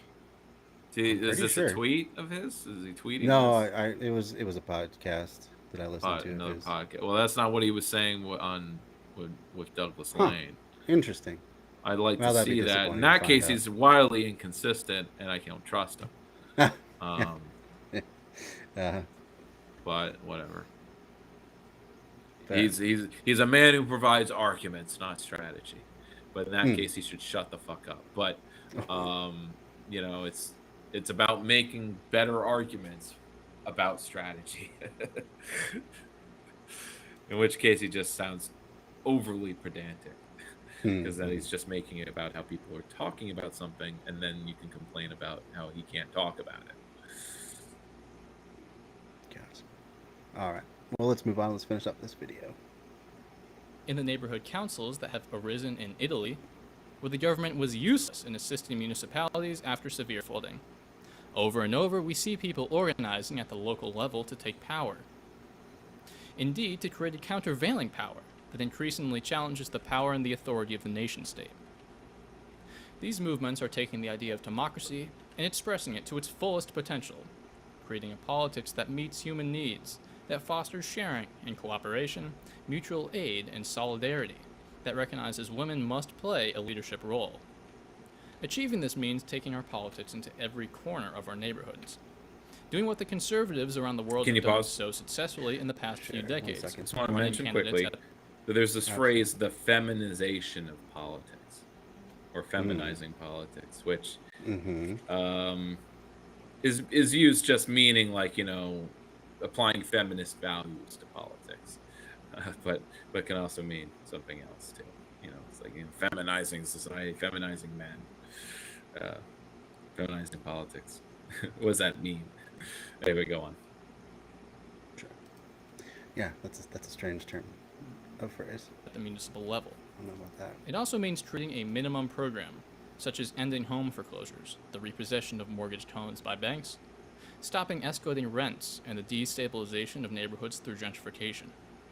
But we should also develop a maximum program, in which we re-envision what society could be if we could build a caring economy, harness new technologies, and expand the potential of every human being to live in freedom and exercise their civic rights as members of flourishing, truly democratic communities. And we must confederate, work across state and national borders, developing programs that will address regional and even international issues. This is an important response to those who say we won't be able to solve great transnational problems by acting at the local level. In fact, it is precisely at the local level where these issues are being solved day in and day out. Even great issues such as climate change can be managed through the confederation of communities that send delegates to manage regional and even transcontinental issues. We don't need a centralized state bureaucracy. We need to create lasting political institutions at the local level, not merely politicians who articulate a social justice agenda. We need institutions that are directly democratic, egalitarian, transparent, fully accountable, anti-capitalist, and ecologically aware, and that give voice to the aspirations of the people. It will require time and education and the building of municipal assemblies as a countervailing power to the nation-state, but this is our only hope of becoming the new human beings needed to build a new society. This is our time. Around the world, people want not merely to survive, but to live. If we were to transform from the death spiral society that decades of neoliberalism have foisted upon us to a new, rational society that delivers on the promise of humankind, we must create a global network of fearless cities, towns, and villages. We deserve nothing less. I'd be confused Nicely with done. transition towns, Ah, yes. which are that their was own part of it. positive thing, and they Yeah, have I- some things in common, but predate Absolutely. municipalism, at least in practice, or maybe not. Maybe it's all part of the same trend. Yeah, I think transition towns came out of. What did it come out of? I In the guess aughts. just. Yeah. I Or maybe helped in the form a 90s. chapter of it up here. Oh, you did? Yeah, in the northern suburbs. Mhm. I think they still meet once in a while, but it mostly just became like a, end time support group. Environmentalism club. Yeah, but best.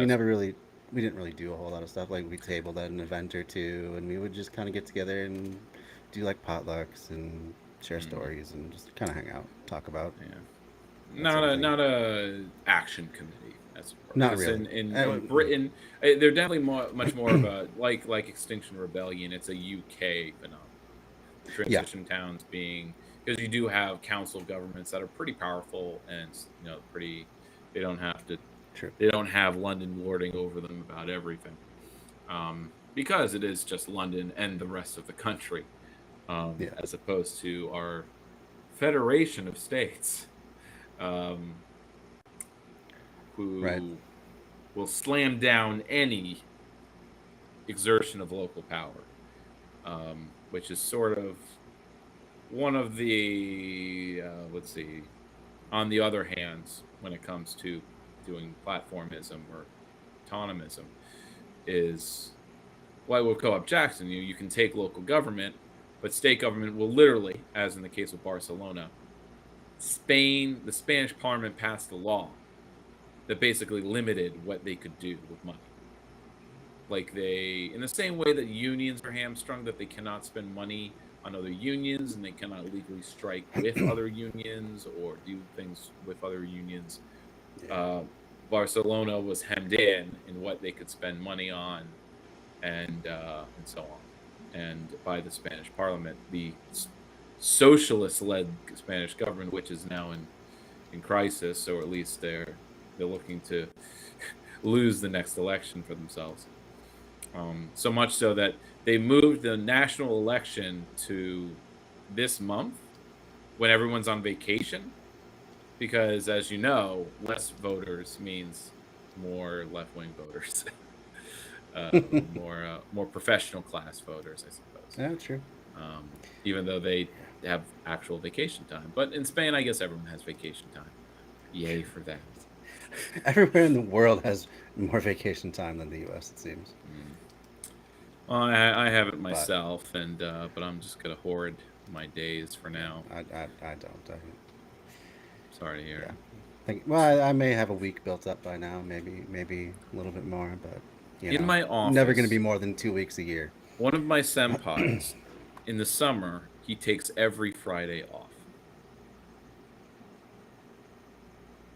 Yeah, I mean, that's, and I have others who are taking 2 weeks over the summer, which literally like 2 weeks off, then 2 weeks in, and then another week off.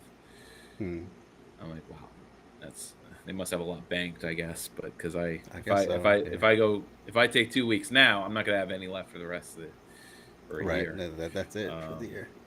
I mean, I have a little bit more than 2 weeks, but it's like half of what I have left. So I could calculate if I could take a day off every other week, maybe, barely. Yeah, just wait till the holiday when there is a day off, Monday off, and then take another day or so. Yeah, you use yours for doctor appointments. So you can't use sick time. I mean, not paid sick time, but let's say you use doctor appointments as sick time. But I suppose those are the days you guarantee off, I guess. So you are paid to go to the doctors, I guess. Yeah, that seems to be the growing trend, is just roll everything into one blob of time so that it's not really a day off. Yeah, you have to worry about needing to use it for family emergencies and whatnot. Yeah, I guess I've just been fortunate. I haven't really needed any medical appointments. Probably to my detriment, because I think I might have 2 different lines of insurance right now, and I do not need 2. No, I mean, but one line is through Medicaid, but it's like, well, how is this? How am I still getting mail about this and cards? I shouldn't still be in the system. I don't qualify for it anymore. Do they need to be told I don't qualify for it? Has no one told them I have real insurance now?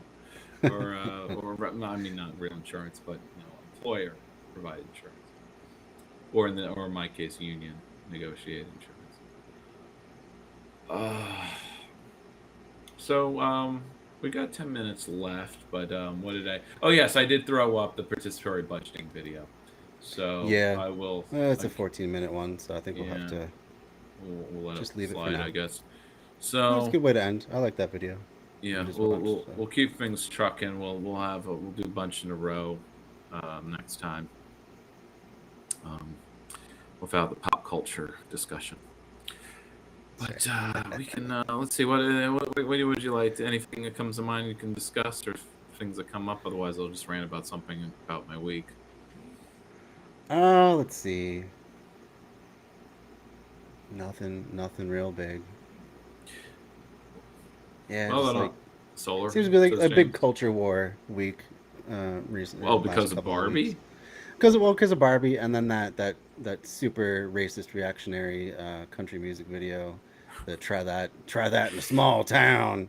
That's just a provocation. I mean, I know, but like we get one of those every year. So into it. I know, Yeah. but yeah, I like know. it's like I'm saying, They want to kind of a believe their slow news small couple of weeks. town is better in some way, and Well, it isn't, and they're just coping. right. Um, The reality is most small towns are dying slowly yeah, because of they're just coping. Walmarts and Or agribusiness consolidation they and don't actually live in a small town. Columbia is not a small town. well, right. Well, and the singer himself grew up in Macon, Georgia, which is like 160,000 people. Not exactly a small town. It's So, bigger than Albany, yeah.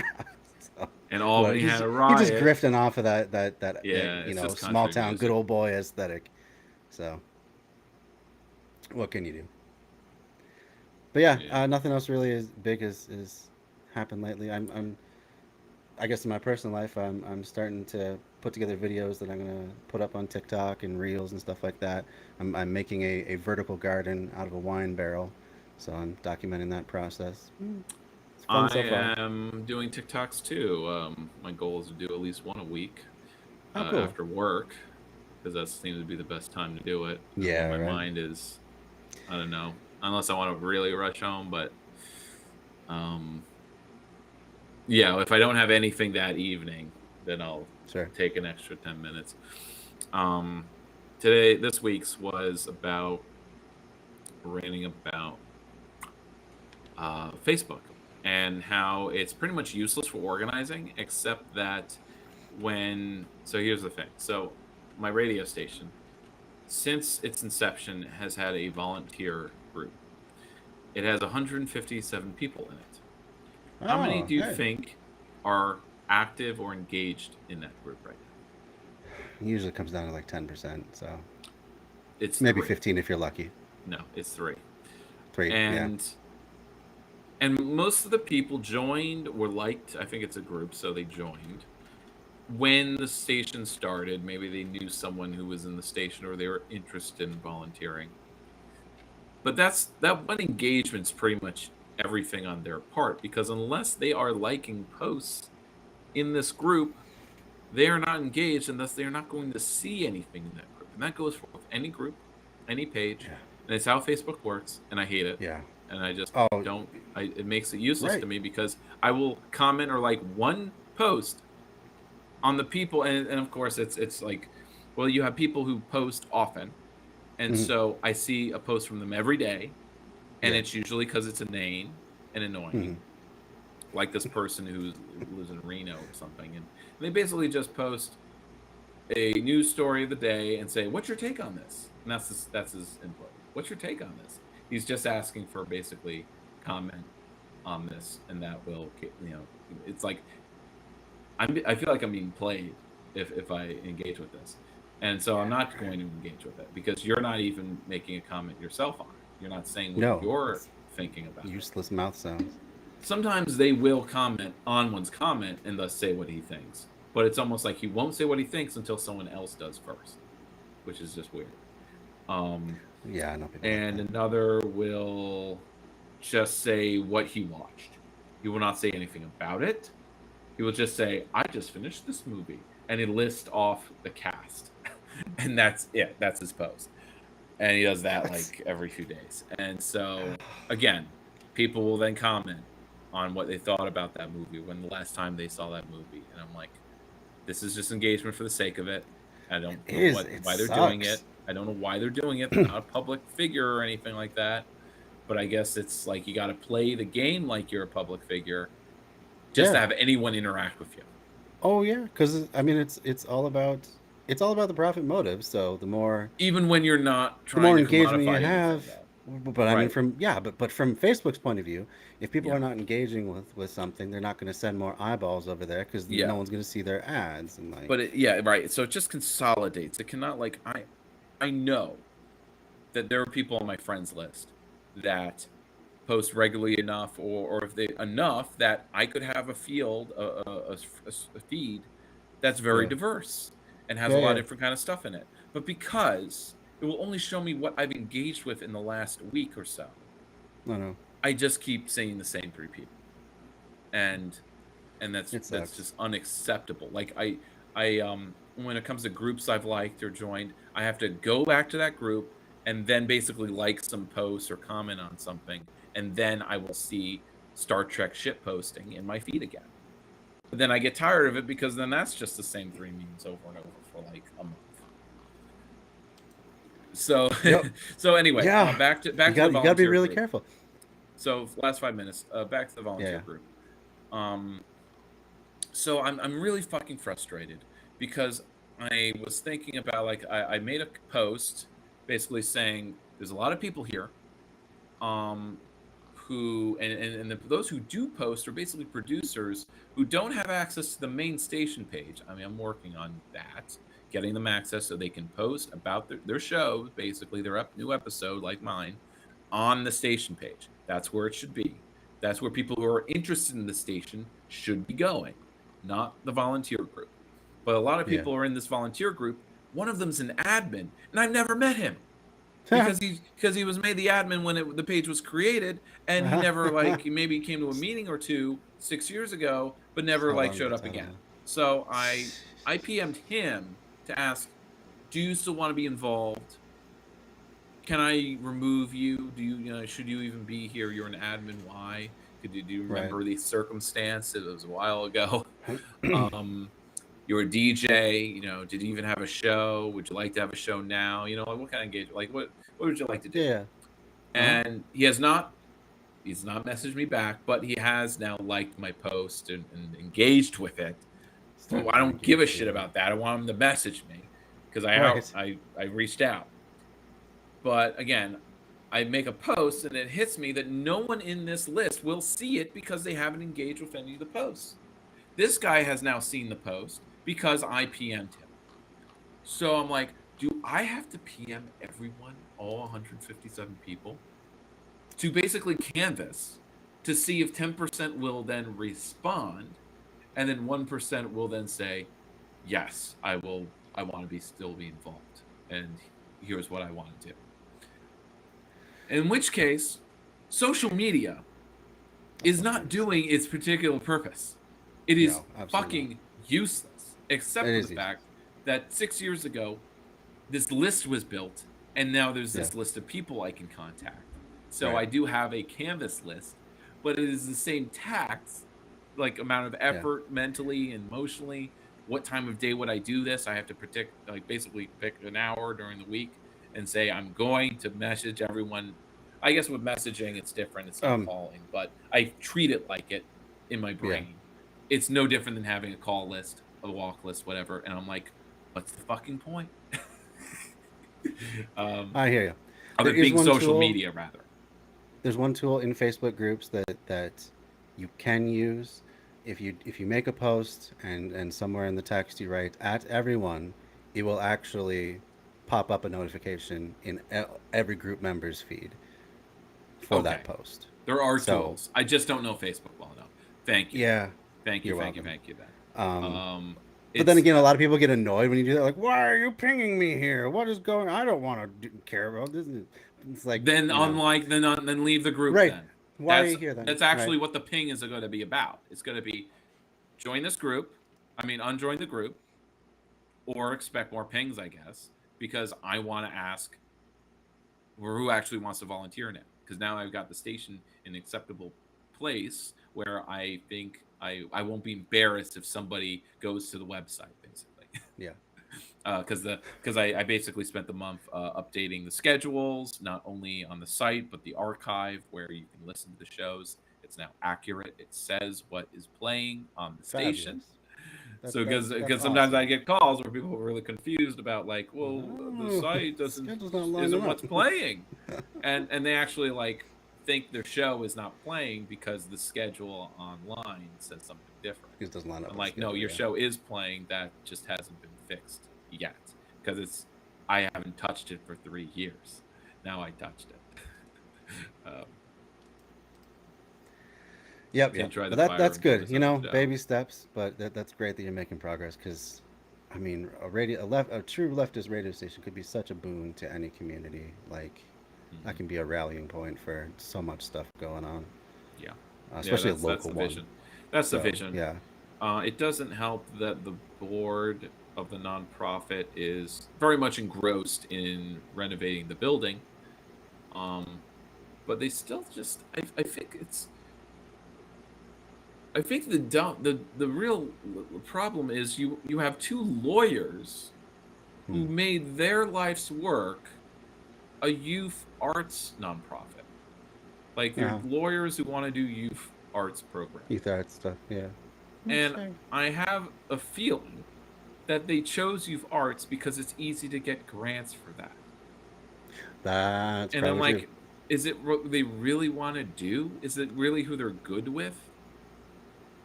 On the Or they're just down low, creating which, of a course, self-perpetuating speaking with you, as obviously nonprofit. isn't on the down low, but a former executive director who is now going to be doing the trainings, he has it. I mean, they have a terrible relationship. They mutually do not want to talk and see each other because they both trigger each other. But his take is that these two lawyers, the people who run the nonprofit, they really don't want any accountability. They avoid getting grants. They avoid doing fundraising where they or working with others or collaboration, because if they do collaborate or do anything collective, then they would actually be able to be held. There would be some expectation that they would be accountable to someone else.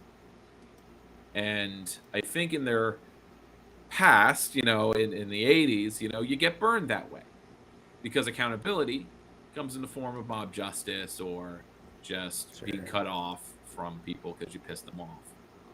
So it's like, we're not going to deal with that. We're not going to work with other people because we don't want to risk pissing them off and then losing money or funding, because they saw it too many times in the 80s, I think. Yeah.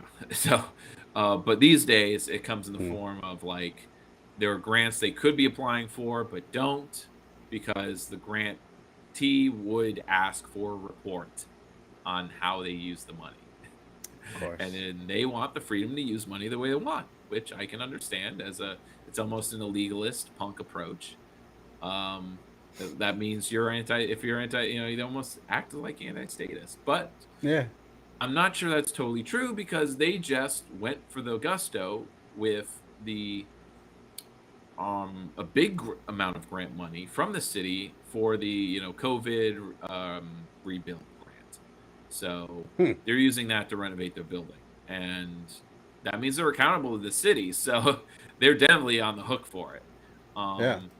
They're going to need to host actual youth arts programs in the new spaces. So, but it also means their hands are full and almost tied, in that they almost can't care about the station anymore. Even though they do care about it, but they're just like, you need to fundraise. We can't pay for things. And I'm like, I'm still just trying to dig us out of the functionality hole here. And I have a community of producers who are not very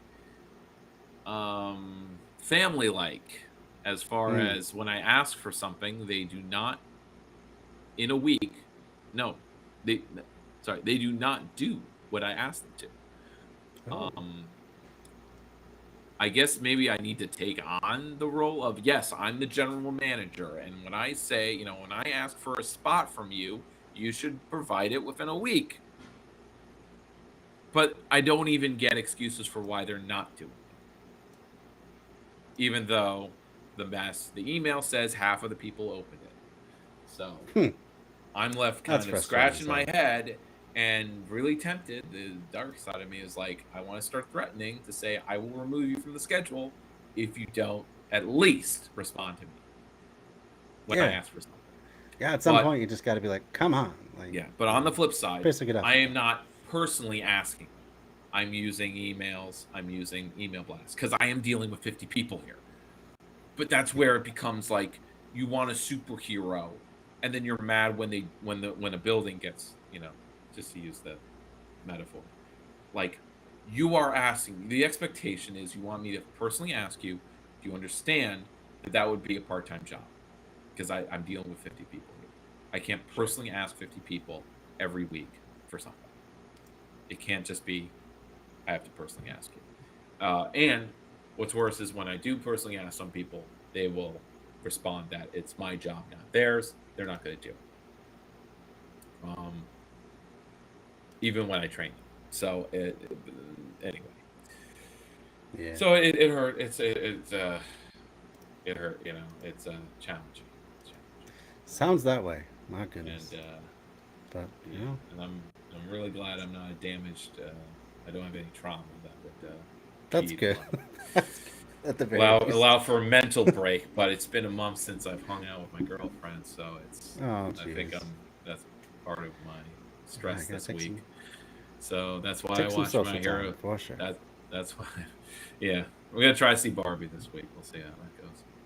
Yeah. Or you just said, "Hey." I'll be interested to hear your thoughts on that one. Because Well, I may not see it at all. yeah, My movie going friend may just want to hang out. So we'll see. for sure. All right, cool. All right. Well, you do have a new interview up on Three Lefts, which Yes. I'm definitely gonna take a look With at. 3 people. Um, But it's made me rethink that I want to interview people, because I feel like everyone I would ever ask to interview will kind of give me the same NPR style interview. Like, I'm going to say I will not say what I think about something because I'm representing an org. Like, I want to Yeah. interview people who are gotta be doing neutral. things, Yeah. who are doing things, and they will not answer what they do, either because they're not doing a lot. It's like I have to be a hard-hitting journalist and basically say at the conclusion of an interview, it's like, well, they didn't talk about what they're doing even when I asked them. So I need to take a cynical conclusion and say they're not doing anything worthwhile, because they spend Yeah, more for time sure. talking about how they're not being able to do things, or how challenging things are, I guess, or how they're Flanders parenting it around, like, or we've tried nothing and we're all out of ideas, or we've tried something and we don't have any. Right.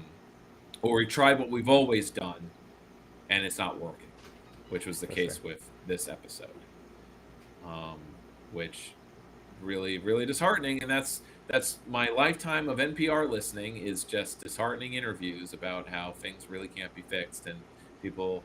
But then you listen to real leftist podcasts where they do interview activists and organizers, and they Yeah. talk about how they're doing stuff. Yeah, Not yeah. so much how, but they are at least saying what. Yeah, at least And covering what they're doing. Yeah. I want that show on a micro local level, Absolutely. but most people there's a difference between people doing things and people who are with a title or reachable by email, and they'll For sure. respond. Gotcha. So there's that paradox. Very cool. Well, this has been another great episode. Thanks so much as always. I always learn so much from the stuff you bring to me, so I really appreciate it, and look forward to seeing you in another couple weeks. Take some time to yourself. I hope you really get some time to relax. Well, this weekend definitely was a recharge. That's good. All right. Alrighty. See you next time, Dan. Have a good one. Bye. Bye. All right, Dan Platt of the Three Left Show. And are you going to wander onto frame here? Yeah. I'm going to share his podcast one more time before we go. Oh, I did look up the Jacobin article. It looks like Ben Burgess is advocating Cornel West to try and run against Biden. So, disappointing to see that he's trying to make him fold himself into the Democratic Party, because we saw what happened to Bernie twice. So, oh, and it's the lovely Miss Amanda. How are you tonight? What it is, kids. But here's Dan's latest episode. Go check it out on the Three Left Show, and we will start a raid. James, anyone you want us to raid? Who's on right now? I see AI Jesus is on as always. I introduced Amanda to that one recently. What do you think of that one, Amanda? I didn't get any extra IQ points by watching that. I think I actually lost some. Some of the there was one really, really funny commenter, because the way AI Jesus works is you ask a question in the chat and he will answer it with an AI voice and using, chat GPT sort of scripts. And one user said, I want you to answer my question in a series of oohs and ahs. And so instead of just his normal speech, he went ooh ooh ooh ah ah ah for about 5 minutes straight, and it was really obnoxious. And then he asked another question like that, and I'm like, all right, yeah, I'm out. You've broken it. Way to go. You've proved to everyone that you know you're just obnoxious enough to ruin something that could be fun. Well done. James says you were late, Amanda. I know, James. I'm in grad school now, so Yeah, I have she's to. very busy lately. I gotta be doing the learning stuff. But I also found out some possibilities on how I can run for office. So if y'all want to vote for me, Yeah, vote for I'm sure Amanda. it's a long ways off. I'm gonna try. We will keep everyone up to date on that. In the meantime, it's just me, regular social worker in training. Hmm. She's doing great though. Straight A student. Don't tell people that Why? out loud. Do you think I'm gonna? We might jinx it. I'm not gonna jinx it. My God. All right. Well, we will raid into Radical Maniac since he didn't have any suggestions per se there, James. So we will leave James this. was going somewhere else. That, You're yeah, not that's reading. that's totally fine. And James, you've been working late and tired. Haven't had much You gotta, time to. Yeah. It's you just, gotta rest. summer's too. really busy for me too. I'd like to stream more often than just once a week or once every 2 weeks, but things are really busy. When you're a landscaper, anytime someone finds that out, it's just one of those jobs. Like, oh, can you come landscape my yard? Can you come landscape? And then in this capitalist economy, it's hard to turn down work, even if it means you have to give up the little bit of leisure time you have eked out. So it is what it is. It's Some not people great, pay but really well. exactly. And I can't say no to That's that. If I'm making $50 an hour working for a rich dude who can certainly afford it. Do you want me to move the camera so you can actually be No, on camera? it's okay. Okay. So anyway, we'll do Radical Maniac. He's a cool streamer. Check him out. He always has fun stuff going on. Check it out. Radical Maniac. I'm sorry, James. It's a lot of work. Oh, what James say there? He's an HVAC. Oh, you're doing HVAC. Oh yeah. But Right. also, thank you for your service. Yeah, like I definitely think, these I'd sorts be of service workers. electrocuted. Yeah. Well, or burned up or stuck in a vent. Like I couldn't do that sort of work. So, Treat but your it's air vital conditioning for to vital to therapy. society, so you should feel good that you are contributing to something worthwhile. But anyway, we're gonna start the raid now. Radical Maniac. Check him out. Here we go. See you guys Here. tomorrow night, hopefully. We'll see what happens, but no promises. But I'm gonna try. I'm gonna skip aerobics then. Well, no, you can take the car. That doesn't. I'm not allowed to drive the car. Jesus Christ. Of course you're allowed to drive the car. I'm not Steven Crowder. Come on. Listen, Ken. I know I'm not allowed to do a lot